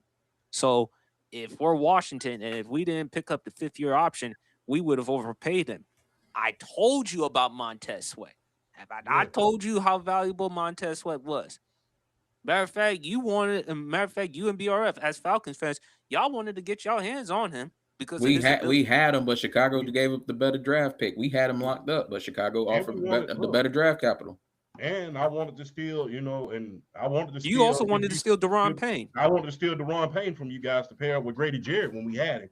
So, but look, don't be surprised if I'm gonna just be real. Don't be surprised if he falls to 10 with Cincinnati. And no surprise. Don't be look. Yeah, my prediction, Jeremiah Love, he either goes to the Commanders or he goes to the Cincinnati Bengals at 10. I don't think he drops that low. I don't think he gets past. What Tennessee. if the Giants? You got 3 running backs in New York. You got 3 of them. How many do you need? You never know with the Giants. With the Giants, you already got Tyrone Tracy. You got Scat Pack. You just signed that big ass fullback, Ricardo from the Baltimore Ravens. and you have one of the guys coming off the bench. How many backs do you need? I mean, Yeah, I can understand. No, Yeah, I but don't. you already got Earth, I Wind, know and Fire. I know that, yeah, but at the same time, but you also gotta look at the standpoint New York. I get what you're saying, PSP, because I don't trust the New York Giants front office either. But I don't. No, I don't. Well, I I mean, couldn't. New York. I think the only way they would do that, Cam Scatterboo or Tyrone Tracy getting shipped. You ain't gonna keep all three. One of them getting Uh, traded. you got to And think about it. besides, They champ, may be under new ownership soon. The New York One of them Giants. getting yeah, traded. Yeah, they might be under new well, ownership. that's a story for another day. Yeah, because no, they might be. No, I'm not trying to get into the political aspect of it, but it may be up under new ownership soon because Yeah, Bob Pitt, because they've even yeah, they've even done some stuff. So it may be up under new ownership pretty soon. So to your point, PSP, don't be surprised if they say, hey, this is a good ass PR move in order to draft a Jeremiah Love and they ship off Cam Scatterboo for a fifth round pick. and Yeah, again, it is New York. You yeah. know how New York media, they love to capitalize on that opportunity, and with the Giants, and again, to Seahawks' point, Giants are looking for the next Saquon, and again with Cam Scatterboo, you mentioned he had the injury, Yeah. so God forbid if he suffers another injury, you get Jeremiah Love. Not only what he can do as far as running the game, but also with the passing game as well. Even though Cam Scatterboo provides that for them, I think for the Commanders, if they bring him in, yes, I would love to have another weapon on the offense, but my defense is my major necessity. I need to get pass rushers. I need to get a corner. I need to help out. Remember, Washington last year, they were the oldest roster in the NFL last Yeah. year. So we I have would to love it. address it. I would love it if Washington got their hands on either David Bailey or Orville Reese. I think they would both be perfect schematic fits Well, Arthur Reese, for I what Dan believe he's Quinn going to likes to do. Arthur Reese, I believe he's going to go to the Jets. But if you can get David Bailey or Sonny Or Styles, Sonny Styles. he's a monster. But speaking of, shout out to Seahawk Buddy. Appreciate you for hopping on the chat. Geno Smith, hey, Jets. One thing about Geno Smith is consistent. He's helping them get quarterbacks. I'm sorry. You right. You right about that though. You right about that. Think about that. Lord He have helped. mercy. He helped the Seahawks get you Sam Darnold, Lord hmm have mercy. About to help the Raiders get Fernando Mendoza. and now in 2027, people keep talking about Arch Manning. He Who might help him knows? get Arch. He might help him get Arch. And again, we all know how shitty of an organization the Jets are. I mean, come on, Woody Johnson, Madden ratings. Of all things you could use to evaluate talent, you use that. You're an I mean, idiot. come on now. I mean, look, I think for Geno, it sucks for him because I have to go back to the Jets, and the Jets fans, they don't want him because they saw how he was during their time. But other Jets fans are going to say, "Hey, we going to end up getting the number one overall pick. We could get Arch Manning. We can get the grandson of Archie Manning, the nephew of Peyton and Eli. You know, it's something for Jets fans, something for people to be excited about." So, I mean, Jets fans, I mean, hey, but you know what? A quarterback, I do think, and I think Arizona, who they should look at, not high in the draft, but somewhere around late in the first or the second round, Ty Simpson. I can see that. I can see that, but I don't really. I can see that, but I don't see it. It's just like because he remember he lost all. Remember he. I know he lost all that weight during the bowl game, and he didn't do so good. So it's going to be interesting to see how that turns out. And a lot of them, they haven't had a Pro Bowler from Alabama since. Well, again, champ, he doesn't have to start right away. He can just sit and learn from Jacoby Brissett, and if you don't want him, you can get the LSU quarterback or Aller. Jacoby Brissett, you know, he's not going to be the long term solution. Oh yeah. I'm about to say. I'm glad you brought him up. I've definitely, even though he had a bit of a down year, I've been a Garrett Nussmeier guy. So Yeah, and again, I think it's going to be interesting to see with this QB class But hey, Gino, I mean, he's gonna find hopefully for Jets fans and New Jerseyans, he's gonna probably find a way to help out with the Legendary draft. placeholder. That is crazy. That is And that. Danny, well, hey, listen, say whatever you want about Daniel Jones. He knows how to get his money. Him and Kirk Cousins, they just know how to find a way to get the money. But let's Diabolical work. let's talk about baby, face, or heel. My favorite topic on the Sports PSP podcast. Now, for those who may not know what babyface heel means in wrestling language, babyface is a good guy, a heel is a bad guy, a tweener is someone in between. So I come up with a list of athletes or celebrities or whoever, and me and the panel, we're gonna decide whether they are a babyface, heel, or tweener. First one in this conversation. First one.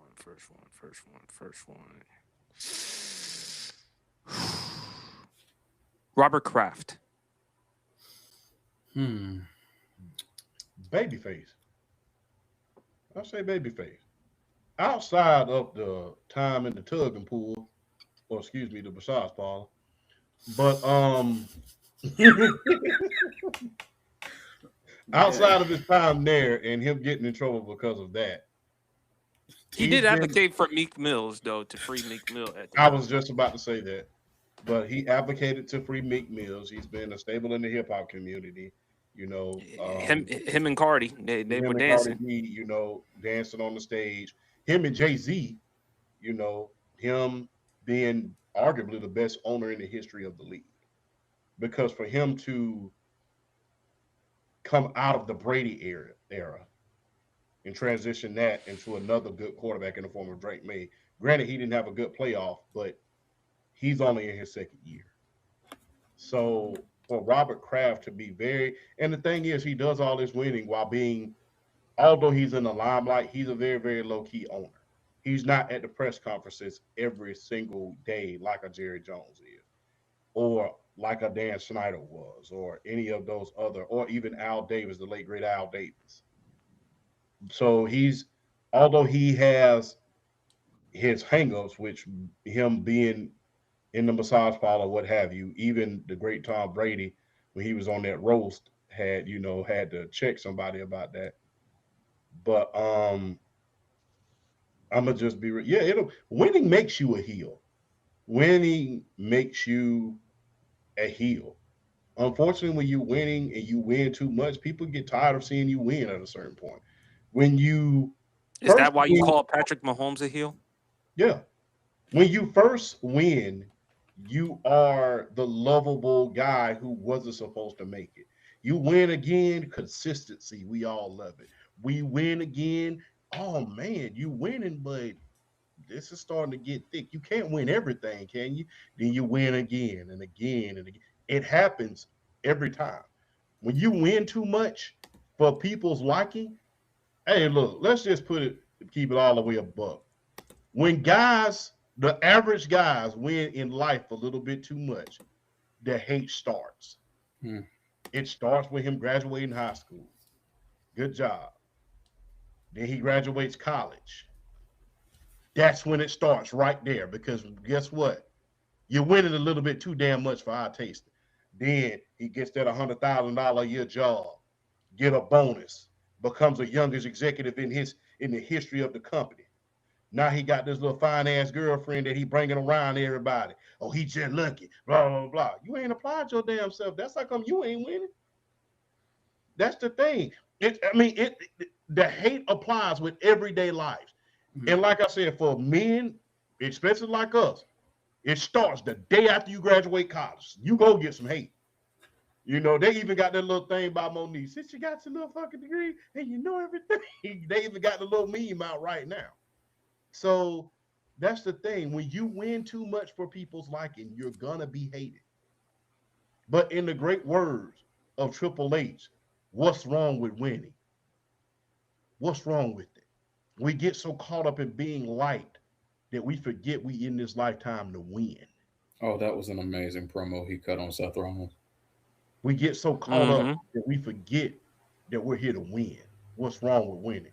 And I think like I said, Robert Kraft is not a Jerry Jones, but he is a hell of an owner. Jerry Jones and a lot of the owners and a lot of his constituents had 10, 5, 6, 20-year head starts on him. And he still has more Super Bowl rings than every last one of them. Took a chance on Bill Belichick. Remember, Bill Belichick coming out of damn Cleveland, Yeah. he wasn't a hot commodity. He wasn't a hot commodity. Now, a lot of stuff that went on in Cleveland wasn't Bill Belichick's fault. Wasn't his fault that the late great Art Modell wanted to sell the team. Wasn't his fault. But he took a chance on Bill Belichick, stuck with him because after the first year, everybody wanted him fired. This is before the social media era. After the first year, when he went 5-11 with Drew Bledsoe, everybody wanted him fired. And everybody said if he wouldn't have won that second year, he probably would have been fired. But yeah, I mean, brought Bill Parcells to, was man enough and was owner enough to control his team to understand Bill Parcells was kind of like the Larry Brown of the NFL. He's going to be around for like 5 years, and that's all it's going to be. And then he out. So he was smart enough to take the personnel decisions away from him. And that's where we got that famous promo, that famous press. If they're going to make you cook the meal, at least they can, help you, let you help pick some of the groceries. But everybody knows that Bill Parcells is about to lead the next year. People don't realize they got Bill Belichick because of a trade. They had to trade a couple of first-round picks in order to get him. He was working for the Jets. That's what makes that genius so much. So he was working for the Jets. They had to give up a few first-round picks in order to get Bill Belichick. That's right on par with the John Gruden trade by Tampa Bay Buccaneers. Even if more. So yeah, but I think he is a babyface. Like I said, outside of the incident, I will say, but it's very, very different when you think about, another guy that got caught up in that same incident versus Robert Kraft. He was there for a whole nother reason. If you really, really look at it, in its totality, Robert Kraft, he was there, but at least you can say, okay, this was a consensual thing. With another guy, you necessarily can't say that. So, I mean, that's not to say that it's right. No, indeed not. But the thing is, he wasn't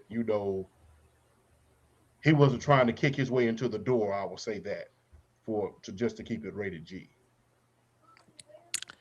I have him as a tweener. Outside of that, the major controversy, the massage parlor, I have him as a tweener. Kraft, he spoke up for Meek Mills. He wanted Meek Mills. As a matter of fact, he even took time to actually meet Meek Mills while he was incarcerated. So, Kraft, as a businessman, and again, to his credit, he prevented a huge mistake. Belichick, remember, correct me if I'm wrong, BRF. Belichick, when he drafted Jimmy Garoppolo, he wanted to move on from Brady and go forward with Garoppolo. You are 1,000% right. Brady didn't like it. Robert Kraft wasn't having none of that. Belichick wanted to trade Brady after he wanted to rock with Jimmy G. You are 100% right on that. Right. Kraft ultimately interfered and said, nope, Tom Brady's going to play for as long as he wants. He has that right. Despite Belichick and Brady, whether they were beefing off or whatever, I think for Kraft to step in and to use his platform and to prevent Belichick from making that type of decision, I thought that was huge because guess what? It did lead to the Patriots winning more Super Bowls. Mm-hmm. Even if he drafted Garoppolo to be the successor to Tom Brady, Kraft stepped in to prevent that mistake.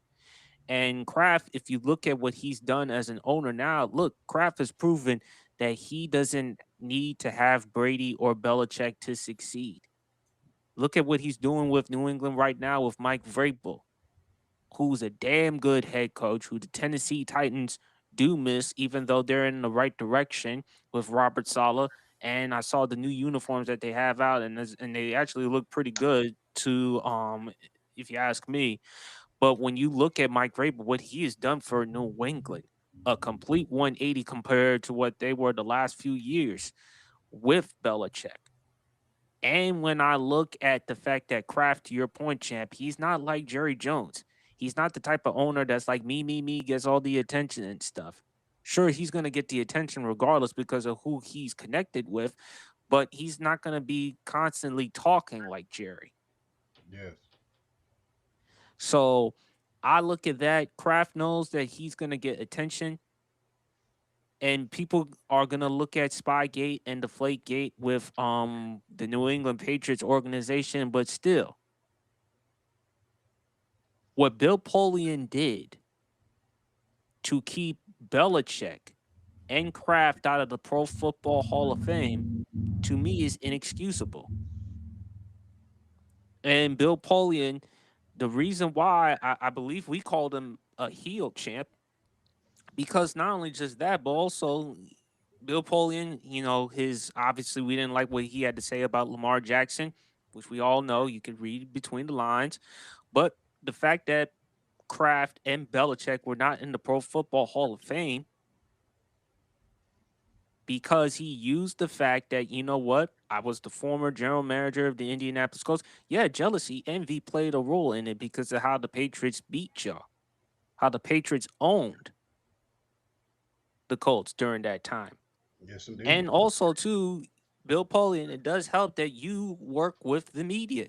You used to work at ESPN. So because of that, you use your platform, you use your voice, and because of your involvement with the media, you kept Belichick and Kraft out of the Pro Football Hall of Fame, which to me is inexcusable. So I say tweener. Now, people are going to say tweener with Kraft because, again, with Patriots, with Spygate, Deflategate, the controversies, that's why I have him as a tweener. I can't completely call him a heel, but I'm going to say tweener. And he Seahawk keeps talking, cheats to win Super Bowls and donates tons of money to Trump. He does not care if we like them. That's valid. Very valid. That's Very valid. Very Yeah. valid.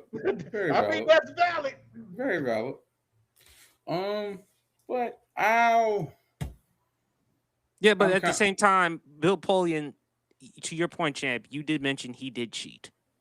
I mean, Bill Polian did the same thing. They loaded up all that damn crowd noise up there in Indianapolis under his watch, and they end up losing a few draft picks along with it. So if you look, I'm gonna just be real. You can't the pot can't call the kettle black. I'm gonna just be real. When you out here feeding it, I mean, and let's not forget what they did to Matt Hasselbeck. Remember when he had that damn flu? They turned the damn heat up on him. Exactly. Mm-hmm. So yeah, and it was found out that they literally did that. So yeah, only difference was there. The only thing was there wasn't a rule for that in the NFL that you could turn the heat on.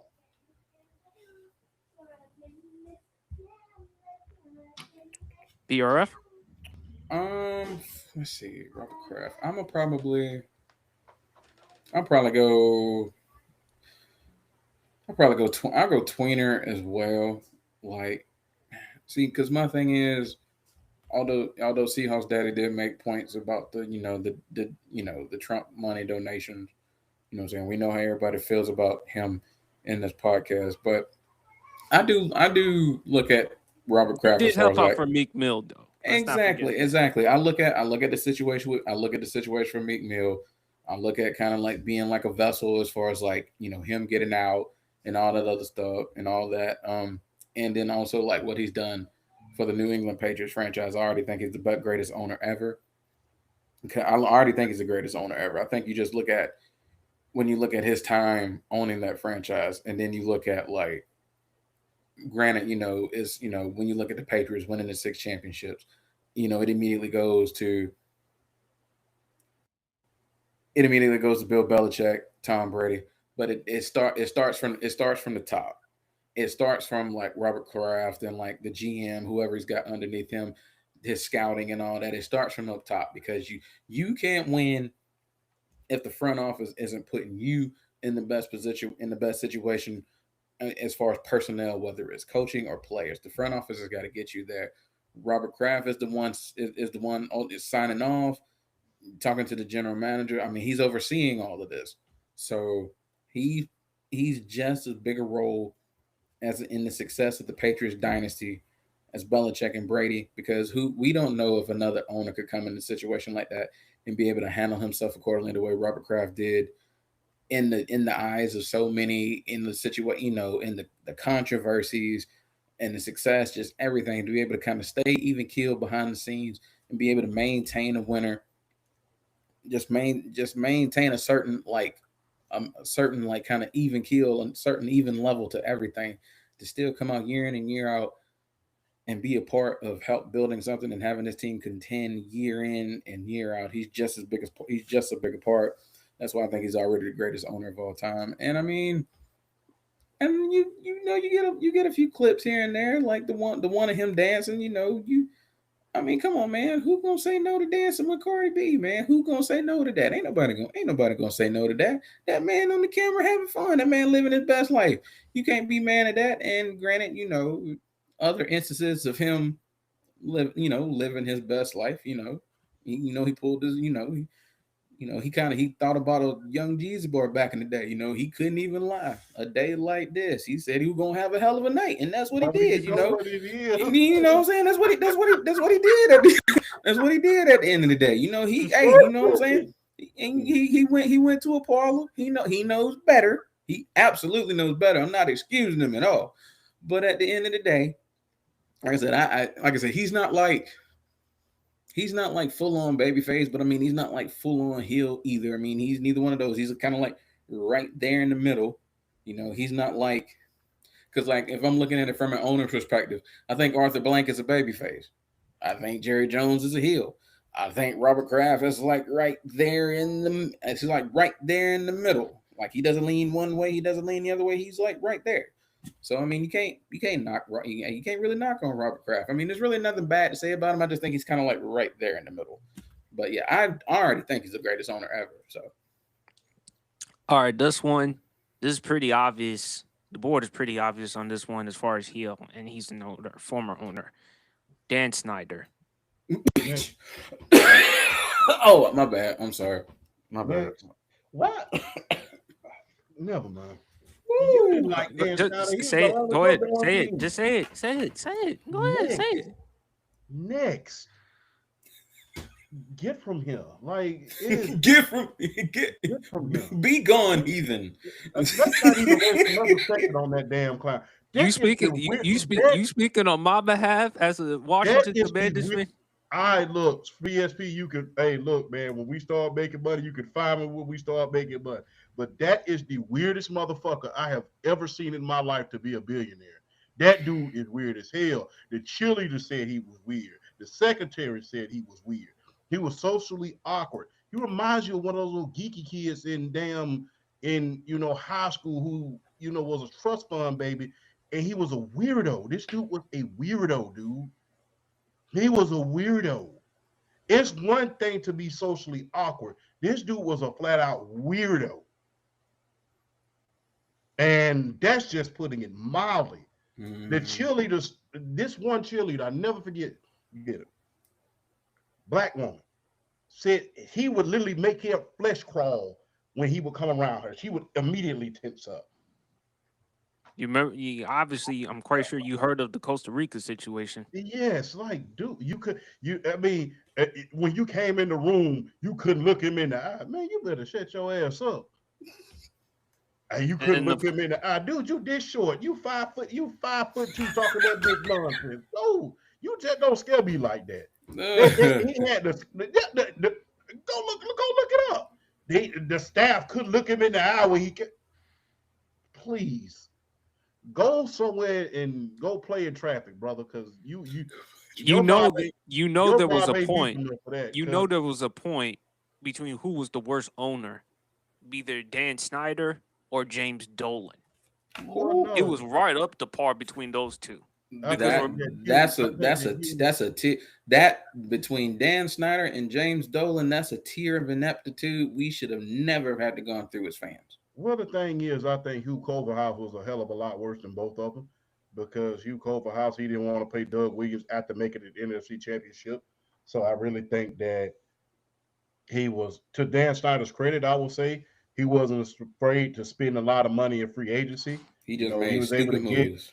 he was able, there was a lot more. Look, I think the more stupider moves is the one Adam that get all the Archuleta, pressure. when you had Ryan Clark. Yeah, but And I then, of really course, believe, no one is going to forget the Albert Hainsworth deal, yeah, which but he did get London Fletcher. he He did did. get Sean Springs. He He did get did make Clinton the trade. Portis. He did make the trade for Champ Bailey in order to get Clinton Portis. He did get Mark Brunell. He did do a lot of good things as far as free agency goes, but I really think that get.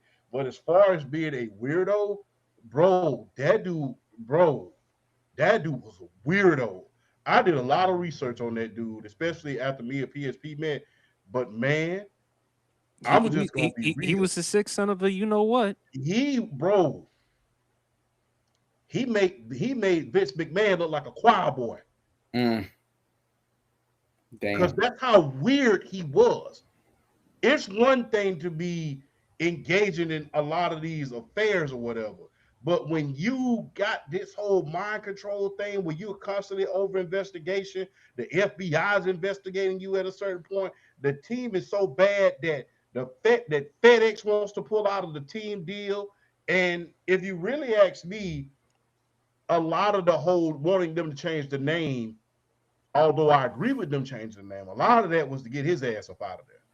I'm gonna just be real. A lot of that, And remember, he although was quoted from the New York Times, I believe, some big name magazine. He said, "We will never change the name," and you could put it in caps. yes. So I But believe, eventually, when money started talking, and with yeah, what happened in 2020 in the aftermath of what happened with George Floyd, you mentioned FedEx, also Nike, Amazon, Dick's Sporting Goods, a lot of other major companies, champ. They were like, until pull you out, change the name of pull the out. team, we're not going to do any business with you. And you talked about a lot of things, turmoil situation. You mentioned the cheerleaders, the sexual misconduct allegations, how horrible the stadium was. And now, if y'all seen the new photos of what the new stadium is going to be in Washington, it's assignable. I mean, it's exciting to watch compared to what you've had with Daniel Snyder. Just like Yeah, Dolan, coincidentally, they own their franchises going back to 1999. And when you look at Dan Snyder, yes, he made some good moves, but he made some horrendous moves. He got players past their primes, yeah. and And he he was fired trying to. Marty Schottenheimer for Yes, Steve and Spurrier. yes, he also fired Joe Gibbs. He also, I mean, he made a lot of bad decisions under his watch, and it wasn't a great. And plus, we only managed to win 2 playoff games under his stewardship. And Washington was a horrendous organization while he was there. And look, Seahawks, you can mention Commander's a terrible name. Fine. You can mention a new name for them to come up with. But for them, look, he should have changed that name a long time ago. And again, BR and Champ, you said yourself, go to a Native American reservation, use that term, see where that'll get you. That get I, your line I cut. yeah, And and I personally don't mind the commander's name. I don't mind that name at all. I would look. I would have loved for them to do. I would have loved for them to have done what they said they was gonna do when they was changing the name, because you know one of the names that they wanted to change it to was the Washington Red Tails. Y'all don't know who the Red Tails is? Oh yeah, we know. I know who the Yeah. Red Tails are. Yeah, playing homage to my boys over there in Tuskegee. Oh I would yeah, have loved for them to change. I was praying for them to change it to the Red Tails, because if they would have, that would have brought a whole new light to uh to the um to the Tuskegee Airmen. That would have brought them into a national stage. And if you know me, you know I'm all about the HBCUs. And I live an hour and a half. I live less than an hour away from Tuskegee. I've been to the Airmen's Museum. I've been to the airfield. I met one of the pilots when I was in high school. One of the last survivor Tuskegee Airman, Gene Carter. I met one of those guys who, told us about the hardships that he had with Gene Carter that during the segregation of the South. So I would have loved for them to change it to the Red Tails. That would have been an honor for that to happen. And like I said, it would have brought a whole new light, not just to the not just to the Washington team, but it would have brought a lot of light down here to Tuskegee as well. So Well, not just to Tuskegee, but also in Washington as well, champ, because again, DC and a predominantly black area, just like with Tuskegee. yeah, So that would have been huge. But it's obvious he was a heel. I mean, to say that he was weird, champ, I think you're being generous. This dude, he was a weirdo. The way that look, man, I'm gonna just be real. I've been around some weird. When you are in the army, you're an army veteran. You're around some weird dudes, bro, and a lot. We had a rule, man. If they make when they make women feel uncomfortable, you never take them on a two man. You never take them on a two man. So you BRF, you know what the two man all about. But Mhm. yeah, if you got that one homeboy that's really just like, yeah, you can't go to this one, partner. You gonna scare somebody. You ain't that smooth with it. But that dude was weird, bro. He was one of those weird ass millionaire that was really a creepy dude. What was that thing that good old JR used to say about Christian? He was a CLB. A CLB. He was and he was and the way the go back and look at the story about the way he had, there was a doctor that they had a philanthropy event with all the cheerleaders. Go back and listen to that story. Go back and listen to it and how creepy that he sounded. And like I said, when it was so bad that if you were in a restaurant and you were the Washington Commanders cheerleaders, you had to leave that restaurant when Dan Snyder came into the restaurant. I'd have sat there right at that damn restaurant, ate my damn steak. Hey, I'm buying this with your money. You know that, don't you? Don't play Facts. with me. I'm just being real because that's just to make people, especially when women already have a hard time as it is, especially with a lot of these, a lot of the things that's going on these days, a lot of stereotyping, a lot of the internet stuff going on. Women already have it hard as it is. And you're gonna make it even harder by making them leave the restaurant, not being able to look you in the eye because you that creepy. Go do something. Go to hell or some other hot ass place. and when Bruce Allen was talking about how the culture was pretty damn good during Snyder's ownership, you can just tell that was just a pile of bullshit. Bruce Allen, his dad was the great George Allen, another Nepo baby, if you really want me to be honest with you. But Bruce Allen doesn't surprise me with all of these. You got to remember the who was the original owner of the Washington Commander, George P. Marshall.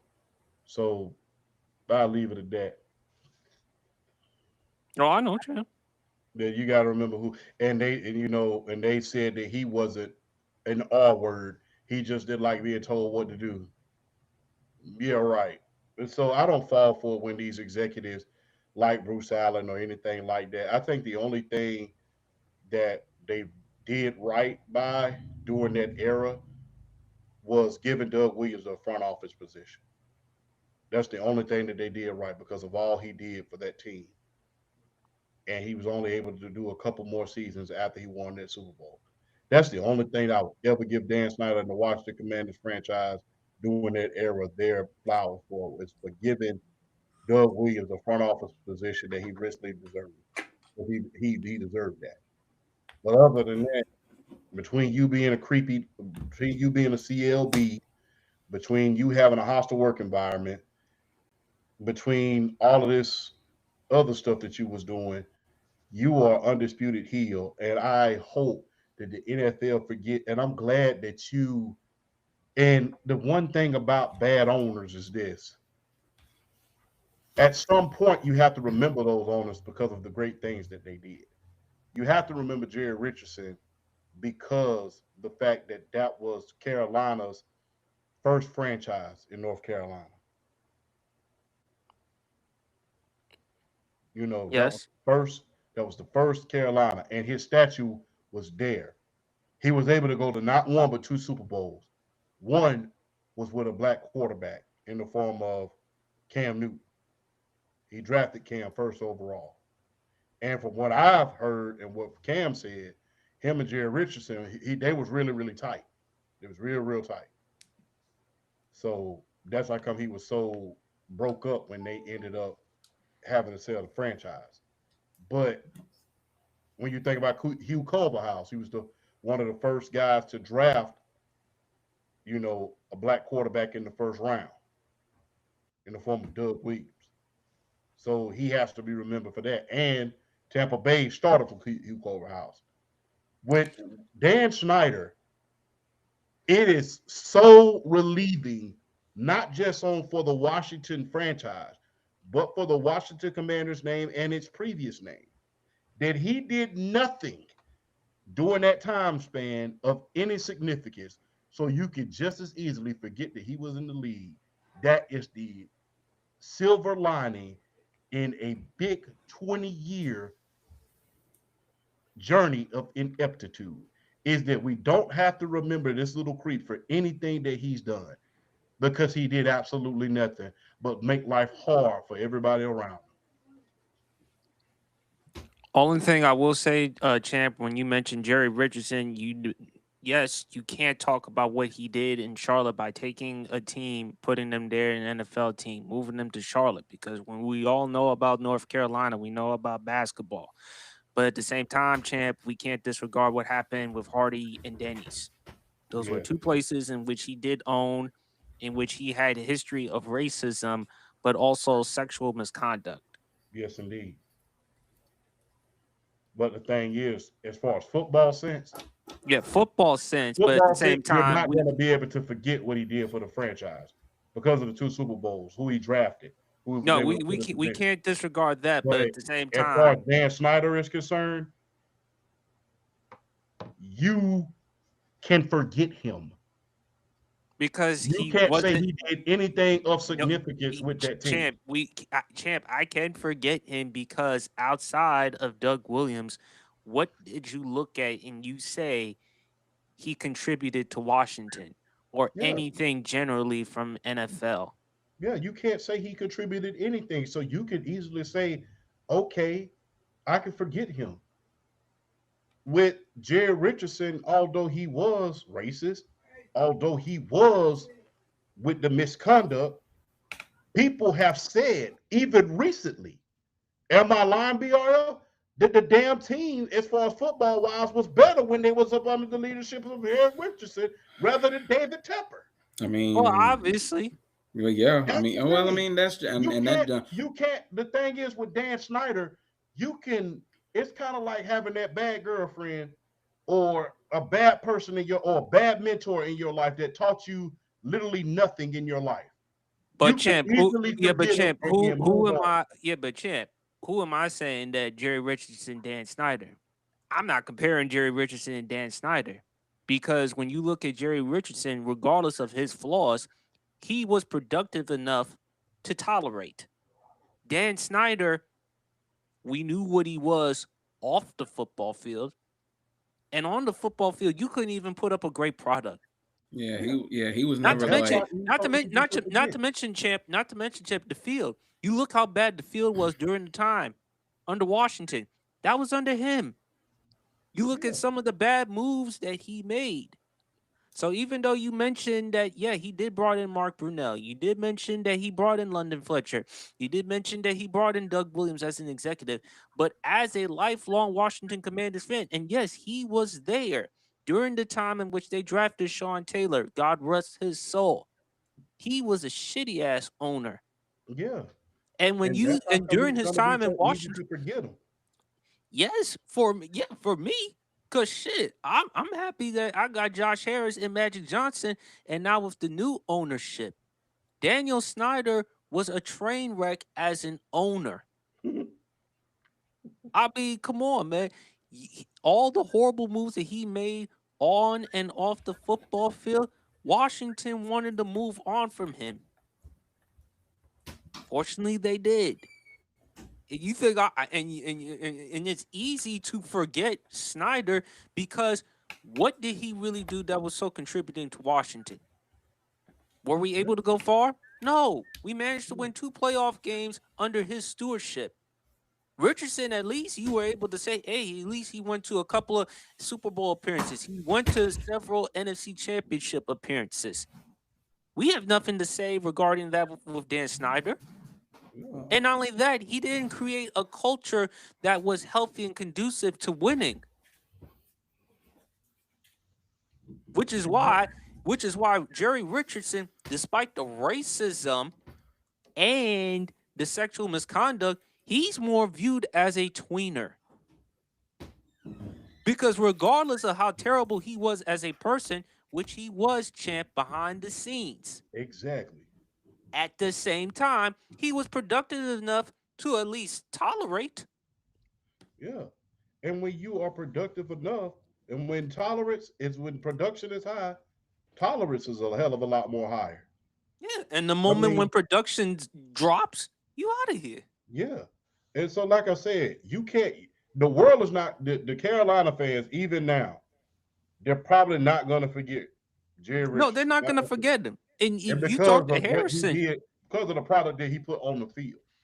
But like I stated, for Washington Commander fans, it is a silver lining in a big event that he was so horrible that you could even just forget that he was on the field, that he was the owner, and you could just walk forward.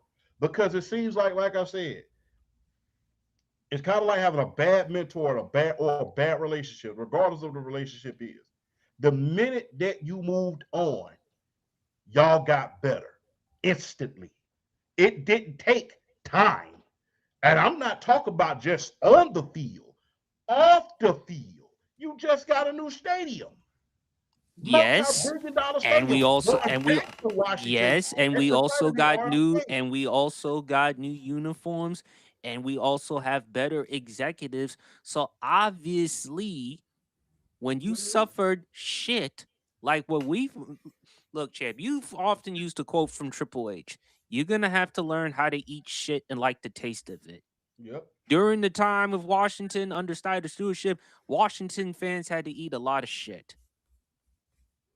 Now we finally have some stability at ownership. Now we finally eating some steak. We finally eating some fish fillet. We finally actually having something for a long time, especially in a market like Washington and DC.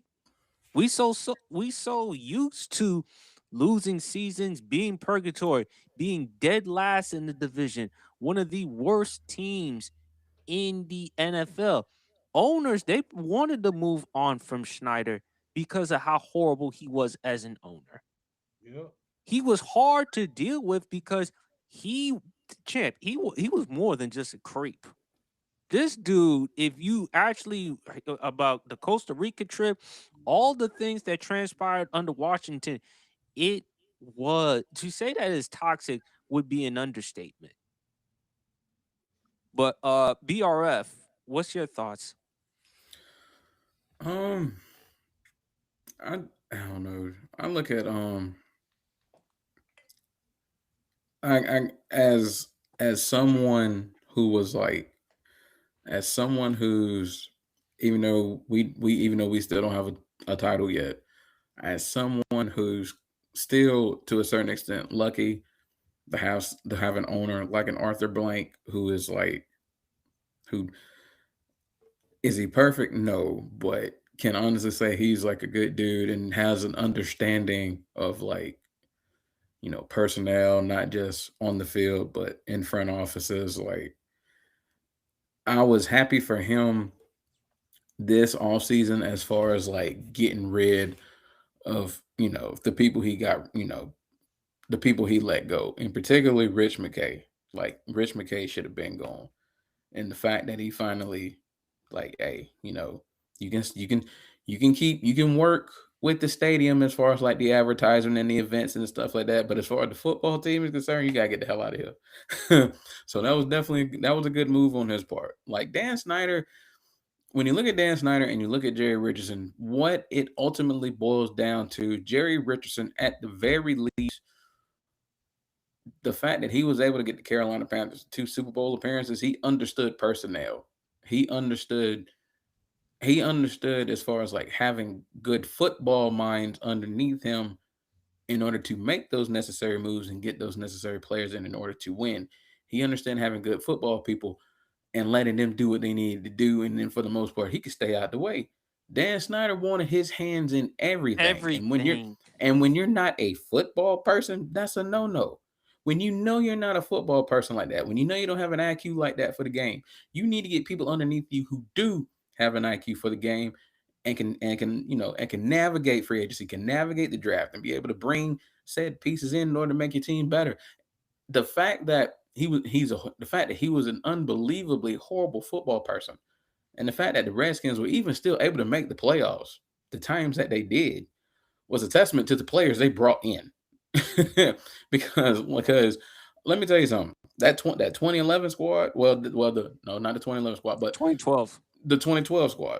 Yeah, they had RG3. The number 2 pick. They had Alfred Morris. They had Santana Moss. Pierre Garçon. That team. Like, I'm watching this team on film. I'm seeing highlights. I'm watching games. I'm thinking to myself, if this team can stay around, we got something for the next. Hell, look at 2020. Yeah. When Ron Rivera was dealing with remember when Ron Rivera was dealing with health issues at the time? Alex Smith. Remember what happened to him, Chip, with his leg? Took all that amount of surgeries in order for him. And then we were still able to win the division that year. I mean, unfortunately, we did lose, God rest his soul, Dwayne Haskins. And look, we were dealing with a lot of other issues at that time of Washington, but damn, we went through hell and we barely were able to make the playoffs in 2020 and in 2015. The first year when we had Kirk Cousins as our starter.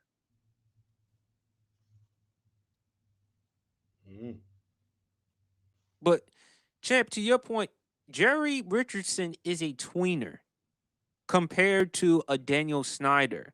Because, like I said, he was at least productive enough to tolerate the BS. Snyder, what production could you look at that you say he was tolerable?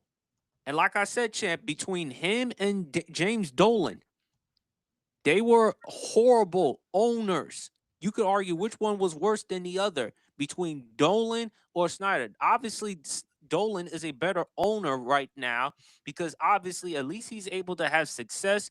He's been there as a longer owner than Snyder. And the thing is, unlike Snyder, Dolan just allows people to do the job. Snyder, to your point, BRF, Snyder wanted to get his hands on everything. He wanted to be the head coach. He wanted to be the GM. He wanted to be executive. Jerry Richardson at least was smart enough to say, I have Maury Herney as the GM to allow me to make these types of decisions. BRF. We can't hear you, BRF. Can't hear you, brother. Okay, sorry about that. I'm back. Okay, you gotta, like, if you don't have your hands and everything, you gotta at least have a certain level of knowledge of the game. Dan Snyder was just he should have put people in there to allow them to make those moves, and he stayed in the background. He spent his money, but he should have had people there telling him what he needs to do, what would have been the best moves that made the most sense for the team. Because it's not like he made bad moves. He made some good moves. It's just that the bad moves he made outweighed the good ones.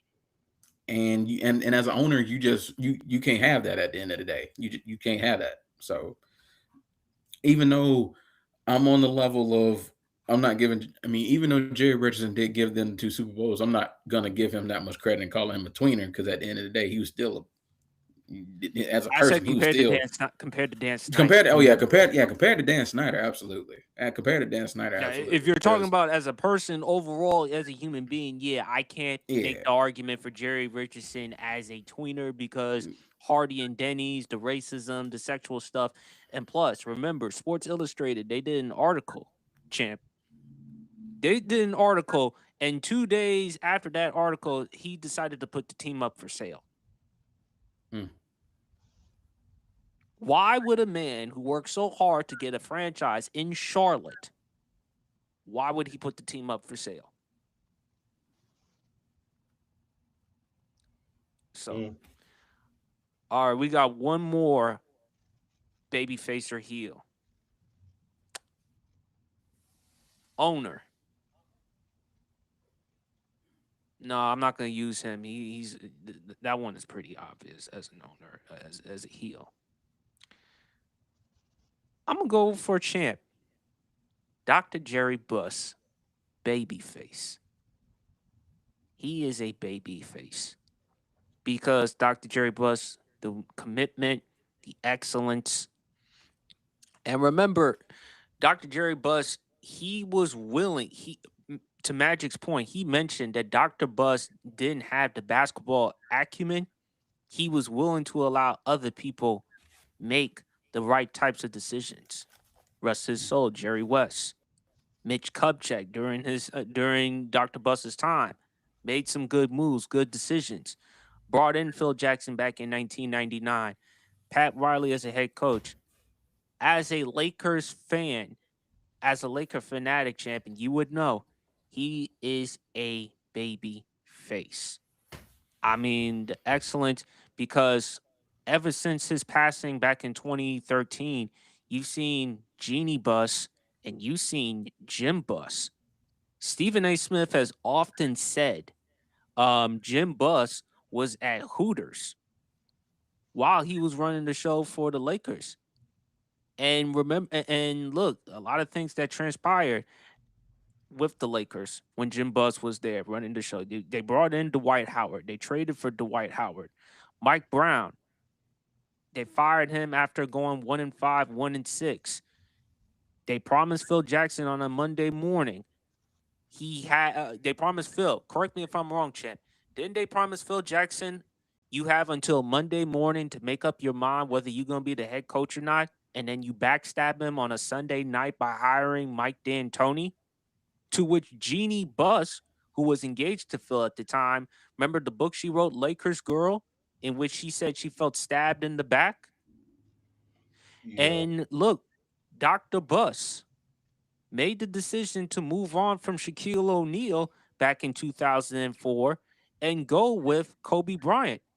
Kobe was dead serious about leaving LA to go to Chicago.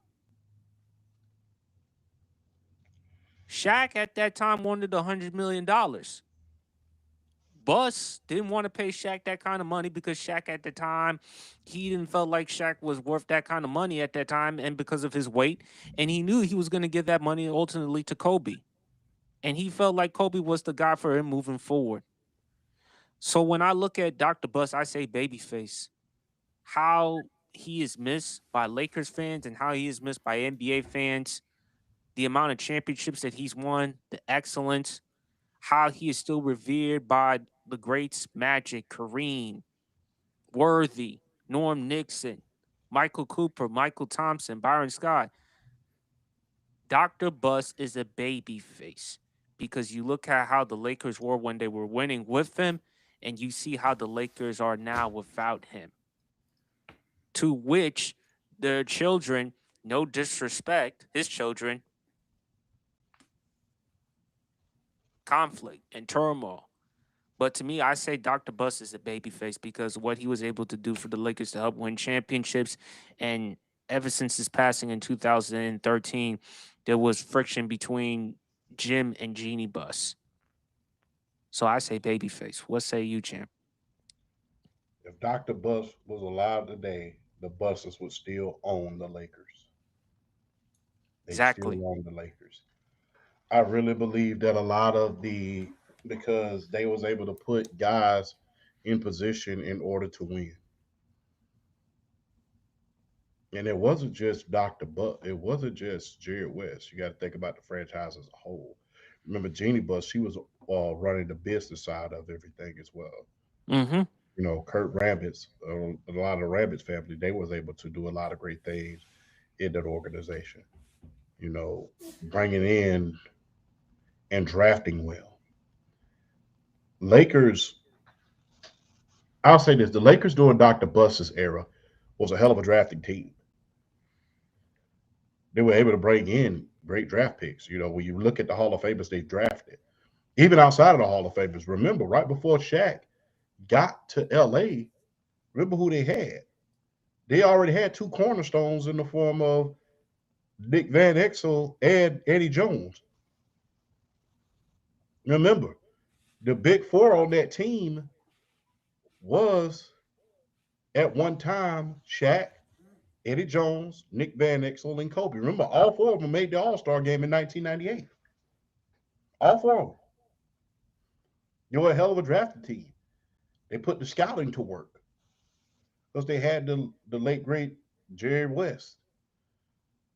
If Jerry West would have been there, I think they would have gotten the most out of Shaq. Because remember, after Jerry West left, the turmoil between him and Kobe got worse. And Shaq didn't really respect Mitch Kupchak like he respected Jerry West. Remember the incident that, you never forget one incident that Shaq had ripped the damn urinal off a wall. And they wouldn't told Jerry West. And Jerry West hemmed his behind up in the corner and said, "What the blank is wrong with you? Ripping a urinal off the wall." He said, "Well, we just lost." He said, "I lost the final 7 times before I finally won one. This right here is nothing. You'll win one. There's no reason to be tearing off a urinal."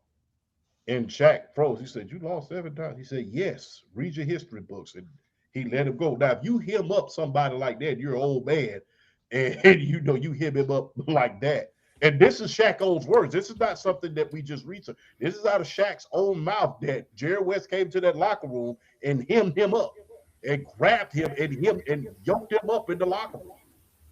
So it takes a lot of great respect for someone to, understand, yeah, I'm this big specimen, but this guy, he brought me here, he wants me here, and he has a level of respect where he can have that ability in order to protect me. The Lakers have not been the same drafting.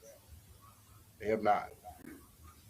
And even when they had a great class, they had, Ingram, they had Lonzo Ball, they had Kyle Kuzma, they had John Randall, Julius Randle. Julius Randall, excuse me, I'm thinking about football. They had Julius Randall. And they Those were guys, able to go elsewhere and develop.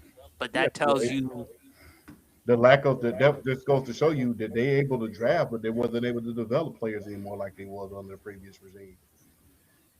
And I'm glad that they sold the team. Mark Walter is a hell of an owner. He is with the Dodgers right now. It's going to be interesting to see what he does with the salary cap. He was able to pull off one of the biggest heists in the history of the NBA. But Jared Buss, and ironically, you know what team he almost owned, right? what did he own? Tell the public, champ. He almost owned the Dallas Cowboys. He almost owned the Dallas Cowboys. He almost owned it. I'm sorry. But he almost owned the Dallas Cowboys, but there was a leak in his company and someone leaked it out that he was about to buy it. And then a lot of, Texas is the Bible Belt. They didn't want a person, of his lifestyle who was, Right. a mover and a shaker to be out there in Dallas doing what he was doing. So that's just the thing. So he almost owned the Dallas Cowboys. Ironically, he owned the same team that my hat is on right now. Almost traded for the great Wayne Gretzky, but the the other owner ended up doing it, who ironically got caught up in a Ponzi scheme. But yeah, he got you didn't know that, BRF? I can't hear you, bro. I don't think he can because remember the kid. I yeah, Lord, my niece. I love my niece to death, but anyway, but no, I think I read something about that, but I didn't like. I don't want to speak on it because I didn't know like the whole story. Yeah, he got caught up in a Ponzi scheme. He ended up doing 5 years in prison. But Mm. yeah, he almost traded for the great Wayne Gretzky. He offered those same picks right before Wayne was about to become a free agent. But Dr. Buzz was not afraid to make the big move because he had the people around him in order to make those moves. And he brought in people at just the right time in order to complete the puzzle. He brought the guys in order to start completing the puzzle because people don't remember during those developmental years with Kobe, with Dick Van Exel, with Eddie Jones. Phil wasn't the coach. He was the coach that came in and finished the job, much like he did with Doug Collins. The coach was Dale Harris. Coach was Dale Harris. But once Shaq got there, it was, hey, once Shaq got there, it was either NBA Finals or bust. But I will say this: Dr. Bus is a baby face. The franchise will never be the same again, even with Mark Walter, because it doesn't have that. It's something special when it's family owned. When you have an NBA team that's family owned or anything that's family owned, it's almost like it's almost like you can Tyler, you're going to get this product with this family. It's kind of like a restaurant. I know I'm going to get this product with this family. When it's no longer family owned, it's corporate. It's got that corporate feel to it. And I get the feeling in the near future, we're no longer going to have like families owning NBA teams like the Busses and the Joneses after Jerry Jones passes away. I don't believe we're going to have those owners just their I believe all of them are going to eventually go to corporations, and you're going to hear a lot less about salary negotiations once they go to corporations. And that's what I believe. But Dr. Buss, greatest owner in league history, got, you know, Boston versus very the thing is he was kind of like Jerry Jones before Jerry Jones, but he was winning so damn much he could get away with it. And he was very, very close to Magic Johnson. So, you know, that was that was that was special, man. That was special, man. During Dr. Buster's time, that was the heart of being a Laker fan. From 1991, since I became a Laker fan, I was only 4 years old, to all the way up into 2010. I can honestly say that was a hell of a time to be a Laker fan under the watchful eye of Dr. Buzz. That was a marvelous time, man. And I don't think I think we will win one very, very soon with Luca. But the feeling that they had, that family feeling that they had, the players knowing that they're a part of the franchise, that family dynamic, I don't think it'll ever be the same. BRF. Mm, Jerry Buss for me is he's a baby face for me too. Like what we were just talking about in the last conversation we had when we were talking about Dan Snyder, Jerry Richardson. Jerry Buss kind of falls in that same class as far as having an IQ for a game and just having an understanding of being smart and having people around you who know the game as well. I mean, I feel like that's the trademark of all really really good owners in the league. It's a bonus if you have knowledge of the game, but at the same time, if you know and understand who to put in certain positions to just keep to have it running like clockwork, to have everything moving smoothly. And that's just another thing as far as Jerry Buss is what made him great. And also, I feel like the thing that really, I think the move to me that really kind of solidified him was like because we knew how like whether it was him or where it was Jerry West, like we knew how they feel about Kobe Bryant. We knew how they felt about Kobe Bryant.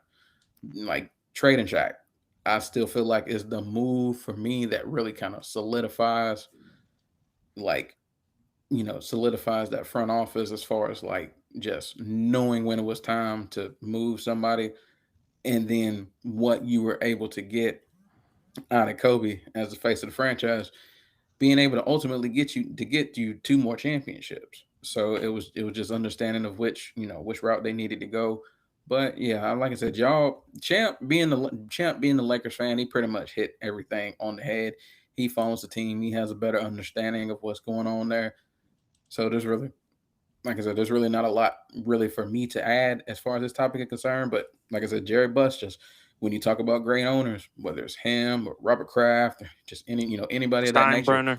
Steinbrenner, it's knowing who to put underneath you and you stepping back. Sometimes you can put your hands in it some, but ultimately at the end of the day, it's kind of like that. It's that engine. It's having that understanding of it being able to run underneath you without you having to necessarily dip and put your hands in it as the owner, because we know most owners are tempted. They want to get their hands on stuff. I mean, that's it's natural. I mean, which owner wouldn't want to kind of be involved, on the, in the sports side of it, the sports business side of it, which owner wouldn't? But it's just But having smarts and having it's just smarts and having an understanding at the end of the day.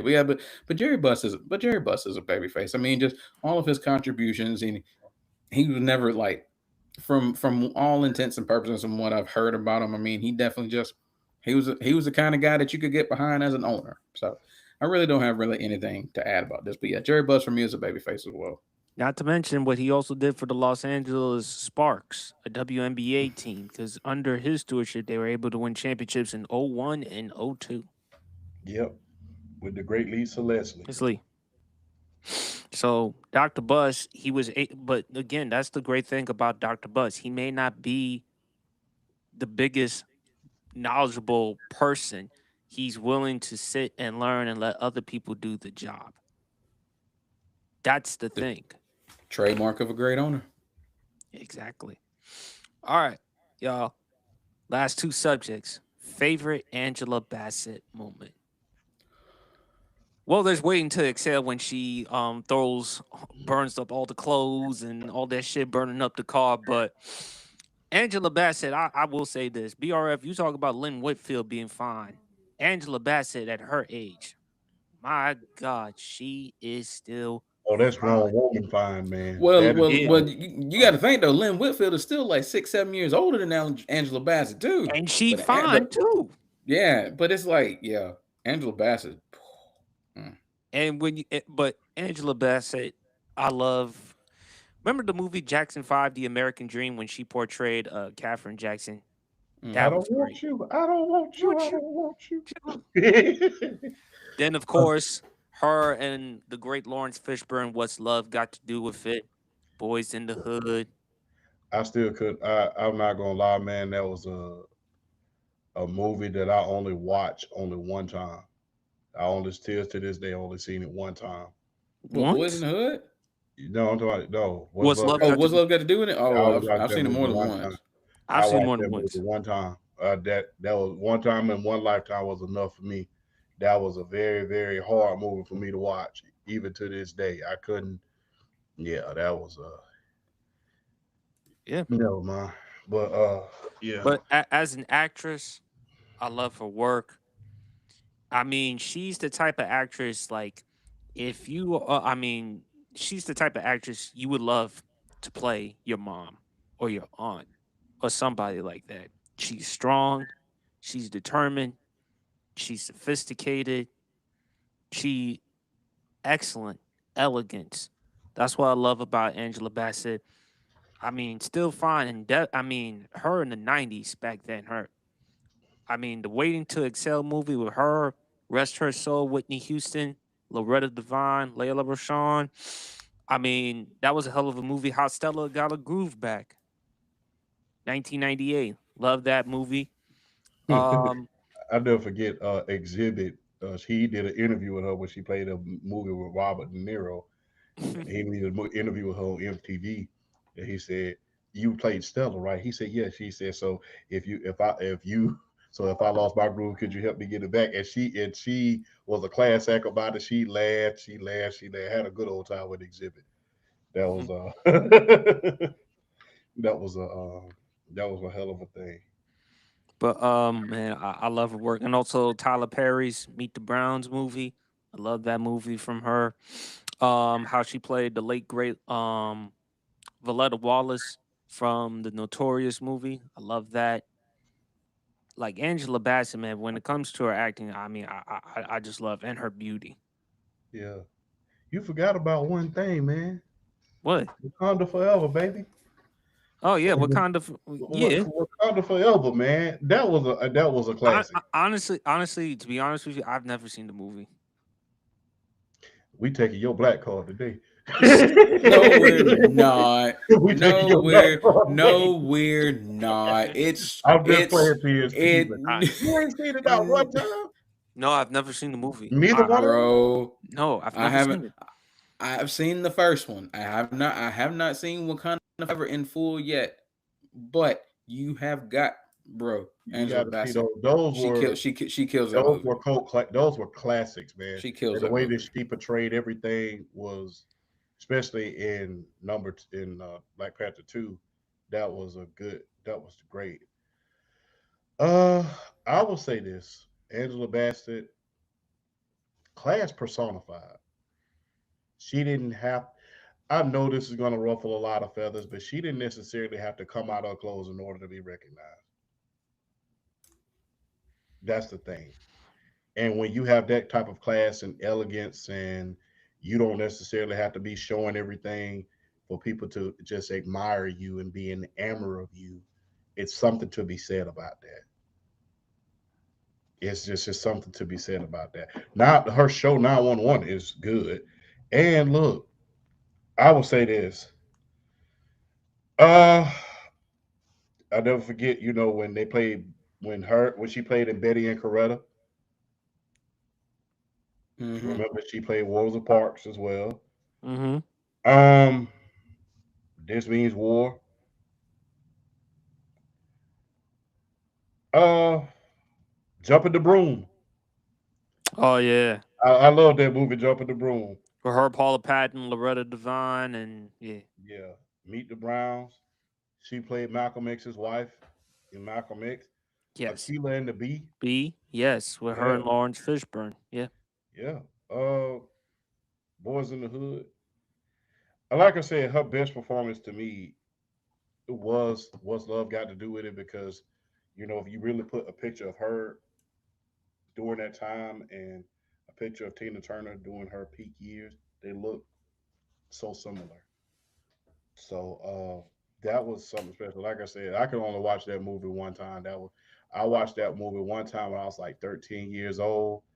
And after that, I said, I'm never watching this movie again. It wasn't that it was a bad movie, but it was a lot of stuff in it was there that too kind of, traumatic for you to watch it.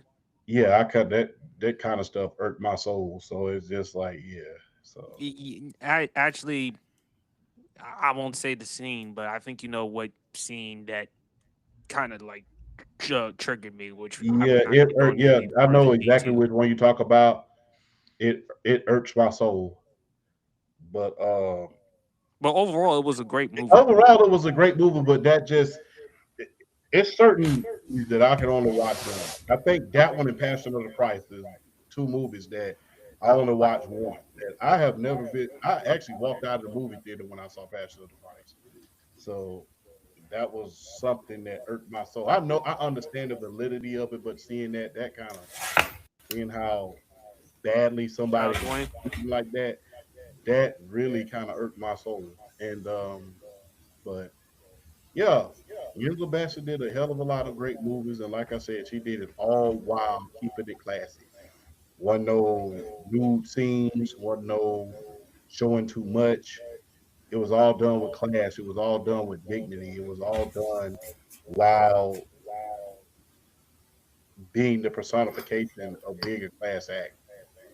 And when people talk about her, they tell you how much of a class act she really is. Everybody who's worked with her. So thank you, Mrs. Bassett, for everything, because you have made my childhood and my adulthood great. And look, do you know the first? Do you know the first theater that sold out, that was kind of a cult classic that played Waiting to Excel? One of the first theaters. The Magic Johnson Theaters was launched with Waiting to Excel. Mm. Yeah. And in fact, I never forget Magic Johnson said he got into an argument with one of the vendors because he was trying to get them to give him more hot dogs for that premiere. And they sold out of hot dogs in less than one night. They gave them a month supply. They sold out in one day. So uh, it just goes to show you that, and he ended up selling those theaters as well. So that was one of the movies that helped launch Magic Johnson's theaters in Southern California that was in the inner city. So Waiting to Excel was one hell of a book. How Stella Got a Groove Back. I don't think enough is made about telling people that those two movies originated as books. So those two movies originated as books. So I know this because my mother had those books. And so yeah, those were two great books that end up turning into a movie. And I don't think enough is made about that. And she managed to make those books and put them to life. People don't realize Jumanji was a book. Jumanji was a book when it first came out. It wasn't a movie. So a lot of those movies that turn from books. Yes, Terry McMillan. I forgot the artist. Mm-hmm. Terry McMillan. Like I said, she was our mom's Dim's version of. She was very, very watered down, but she was, she was what Zane is today back then. So y'all ask me how I know that, but you get it. You're around women long enough, you're gonna read one of them You're damn gonna read books. some book. You're gonna read some You're books. gonna read one of the books, but it's entertaining at times, but sometimes it's like, let me put this damn book down. I'd rather let me go play Call of Duty, go shoot something because this is getting touching my emotion too much. But yeah, man, Living Legend, you had it right on that one, man. Yeah, both of those books were written by the great Terry McMillan. So Mm-hmm. congratulations to Angela Bassett for bringing those movies to life. But her best work, I say one of her best works had to be Boys in the Hood. You know, I say I sit actually yourself, like Lawrence Fishburne's. yeah, sit yourself down before I make a scene that embarrass both of us. Mm-hmm. That was, but, yeah, I like Lawrence Fishburne too, man. Uh, they had definitely had great on screen chemistry. They If did. you, yeah, they, I actually kind of like Angela Bassett when she did Mr. 3000 with the late Bernie Mac. yeah, that was a good one too. But like I said, one of her greatest performances to date for me, because like I said, it brought out the kid and the adult in me, but was her performance in the Black Panther. If you really want me to be honest, that was a $1 billion movie. But a lot of those, it's a shame how that movie made over $1 billion and was top 10 selling movie of all time. And a lot of those guys and women got shortchanged in that movie. Go back and look at their salaries. It was a shame. BRF. Hmm.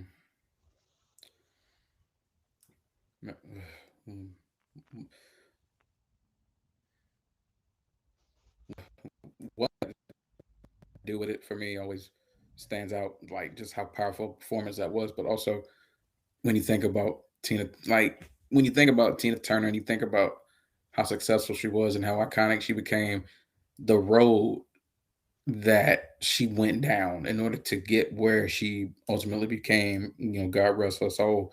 When you see that movie, it's like, it kind of puts perspective on things. It's like, damn, like you would have never thought that Ike Turner put Tina through all of that. It's crazy to think about.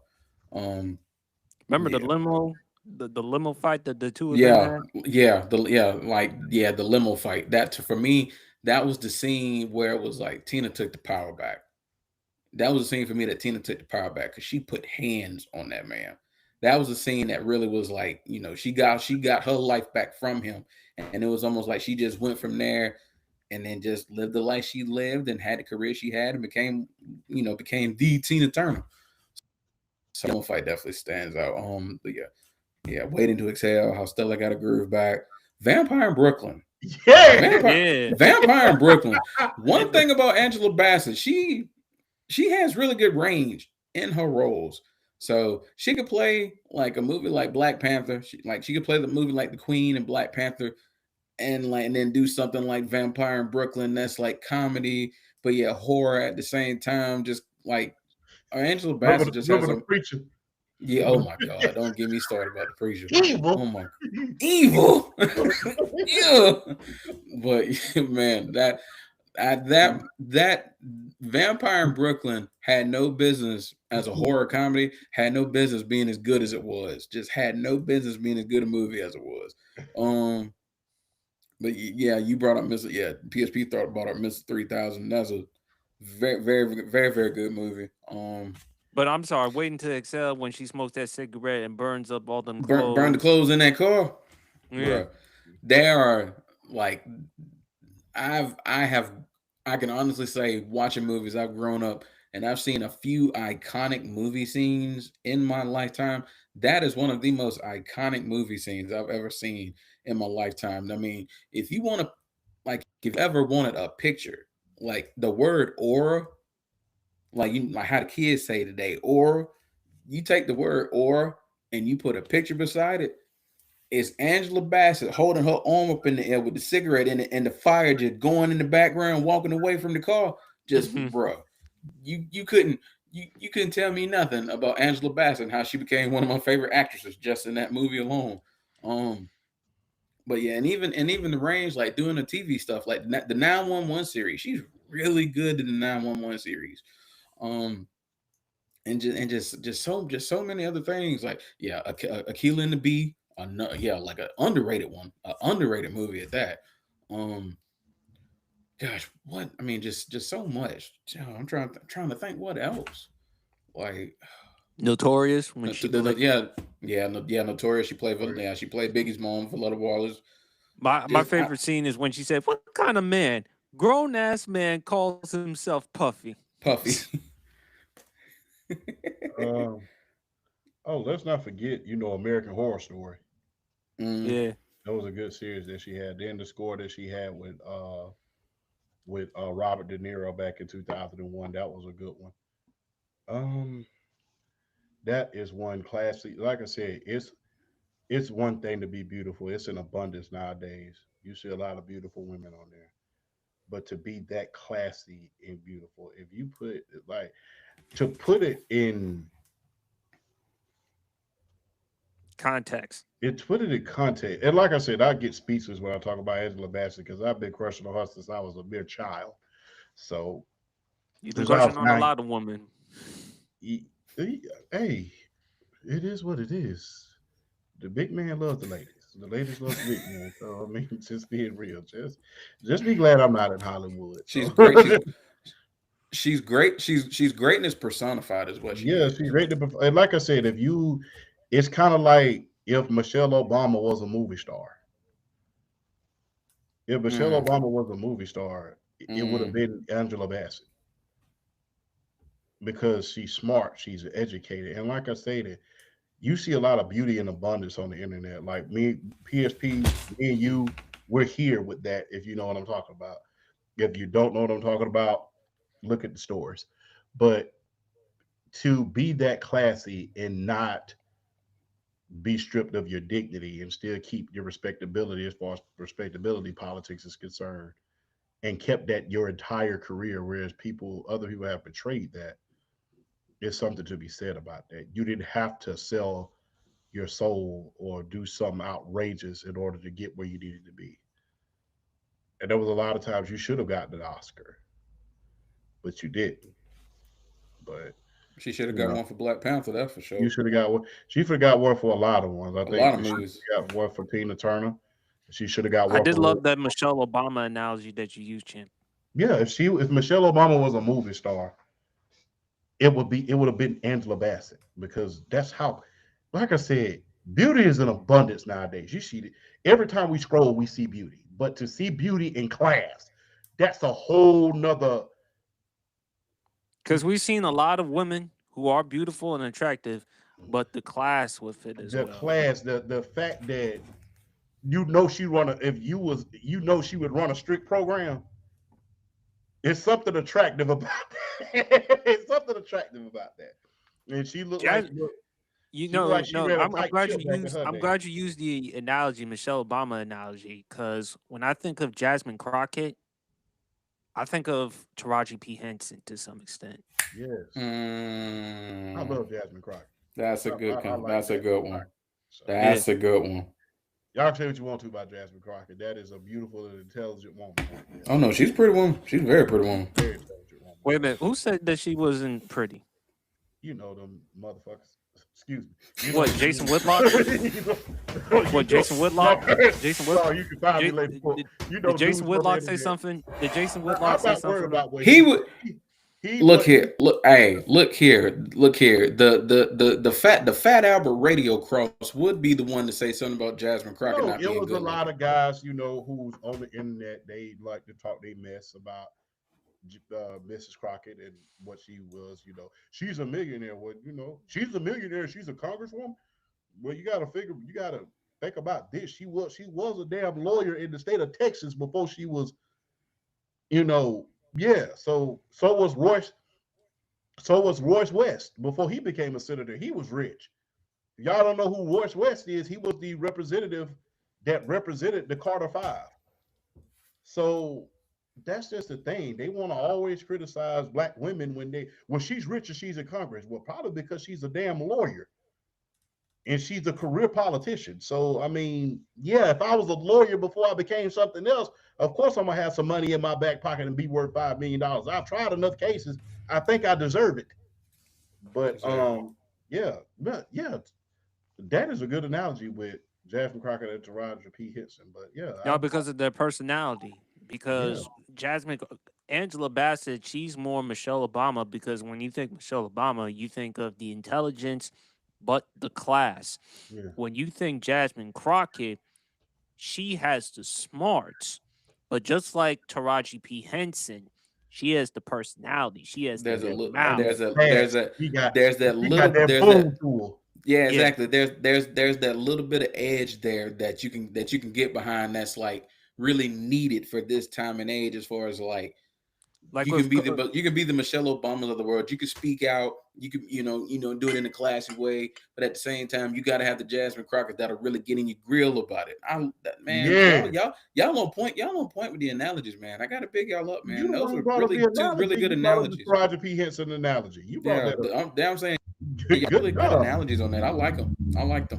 well, actually, Cheb, you started it when you brought up Michelle Obama.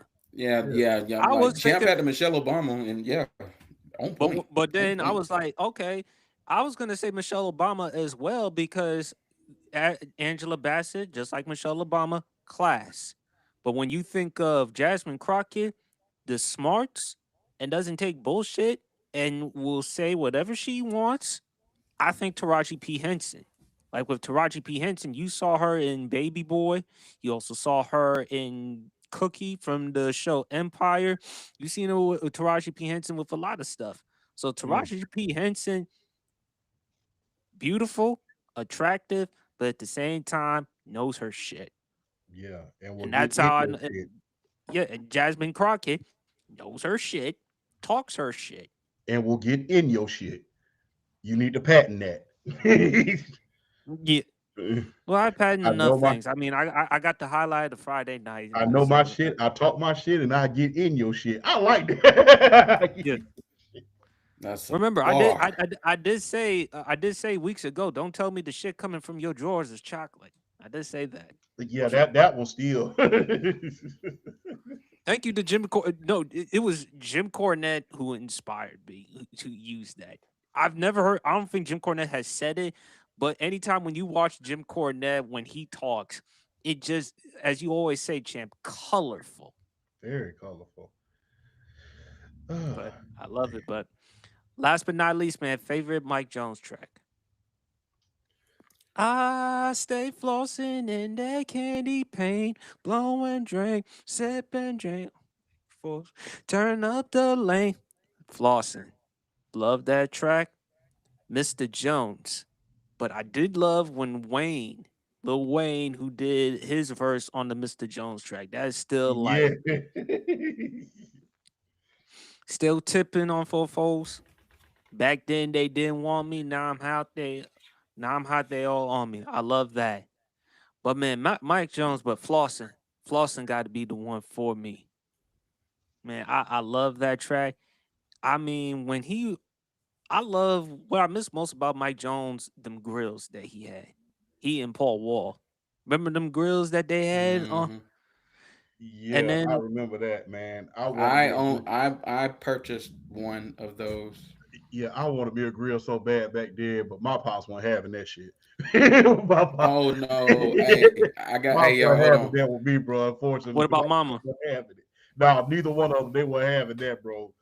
They weren't Hey, I having got. Hey, I got to tell y'all this story real quick while we on the air. Right, I got to tell y'all this story. Okay, so I ordered one of those, and like, well, like it's not. It's not like the real. Like there's. It's like you kind of like you mold like they give you the little wax or whatever. You mold your teeth to it, and then you rock it. And okay, so I'm in college. I'm at Georgia Southern. This is my first first full year at Georgia Southern University. So my okay, so my birthday was coming up, and this was when like MySpace was like the thing. This was like Facebook had just came out, MySpace was hot and all that and everything. Okay, so I had my MySpace. So I took a picture. I took a selfie of myself, with the grill like bright and bold, like this, like this. I took a picture of it and I put and it was like my profile picture on my MySpace page at one time. So my birthday's coming up, right?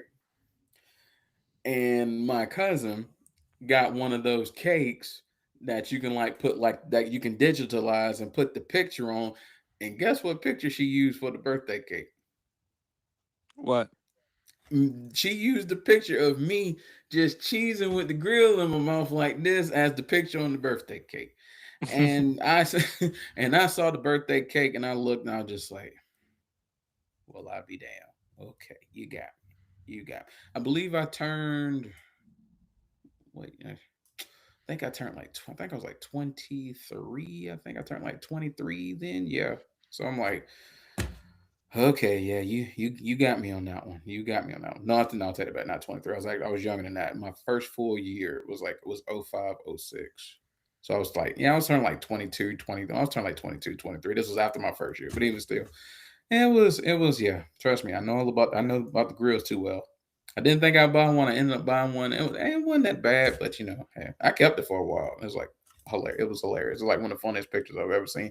I wish I still had the picture, but I don't have the picture anymore. yeah, man. I wish I would have got one, man. Like I said, mom and pops weren't having that shit when I was younger, man. Like I asked, I was like, because you don't want mom and dad to find out you got some of this, so you ask mom, let me get a grill, like, and she told me, and they pops told me I know on certain terms, blank, blank, blank, no. So that was a that was a good thing. Mike Jones was a, and that's still his phone number, right? Hmm.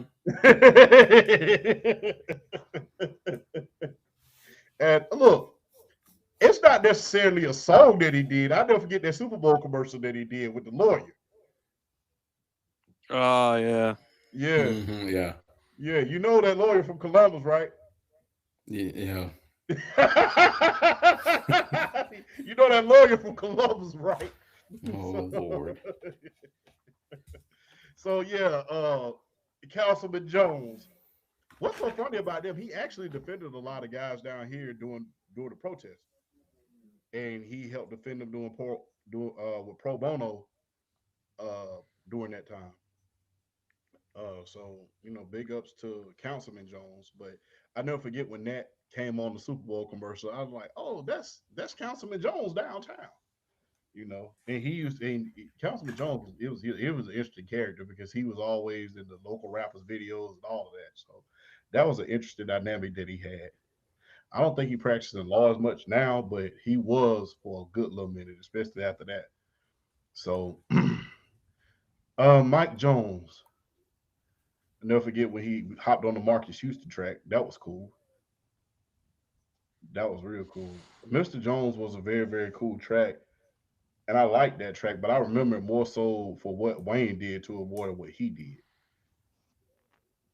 I hate to say that, but I remember it more That's for. just the truth. I remember it more from Wayne than I do with Mike.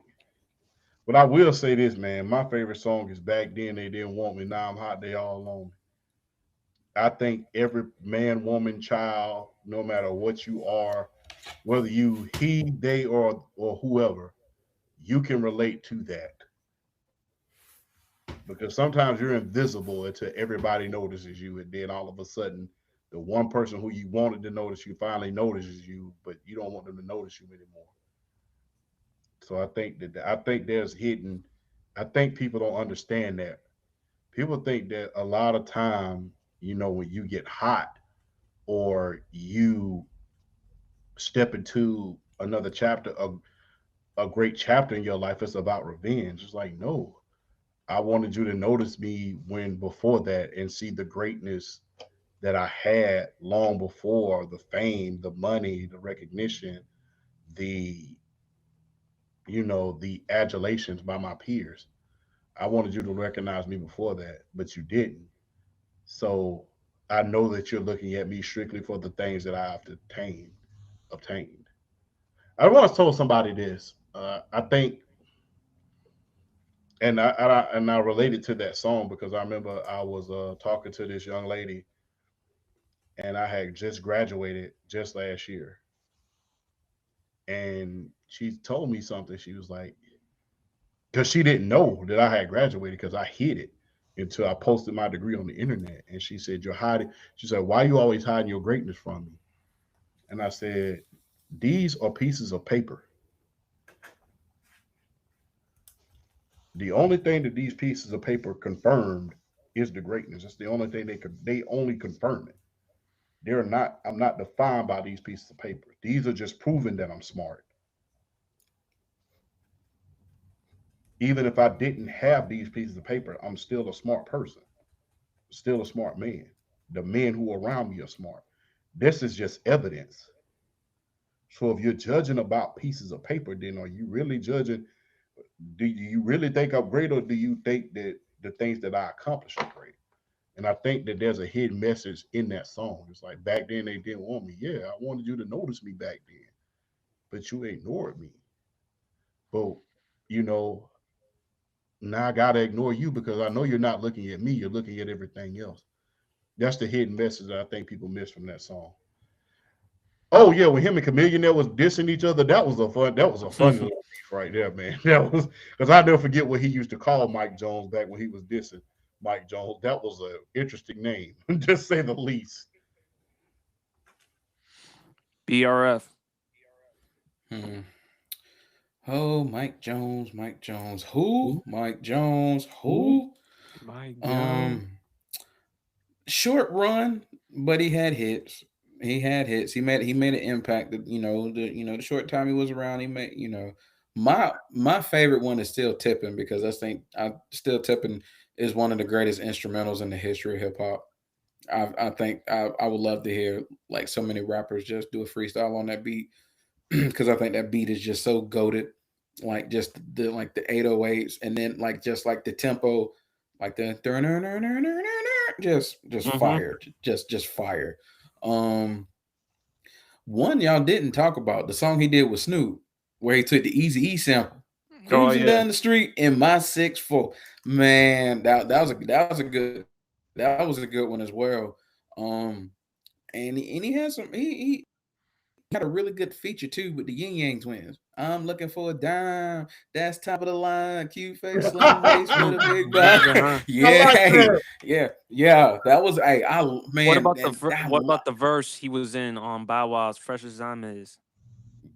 yeah, when they did the remix, yes, Yeah. that's a good one. That's a good. That's another. That was another good one because like Well, I think Bow Wow is overhated, but that's an entire conversation for a Yeah, whole he nother day. I is. think I think Bow Wow's way overhated because just to talk about him real quick, you say what you want about him now, but let me tell you something. When he was like little Bow Wow, you can't sit here and tell me you can't sit here and tell me you wouldn't listen to his music when it was like little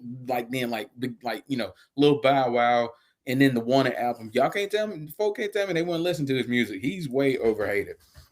But but yeah, but yeah, granted, yeah, I agree. Everybody remembers the Mr. Jones beat because of what Wayne did to it.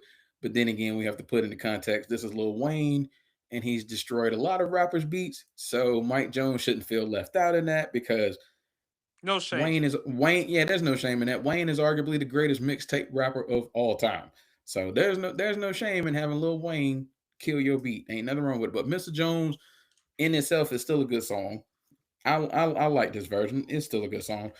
But yeah, if I had to and of course back then it's like the cult classic. I mean, come on. But honestly though, my favorite one, my favorite one is still Tipping. Because I mean him, Slim Thug, Paul Wall.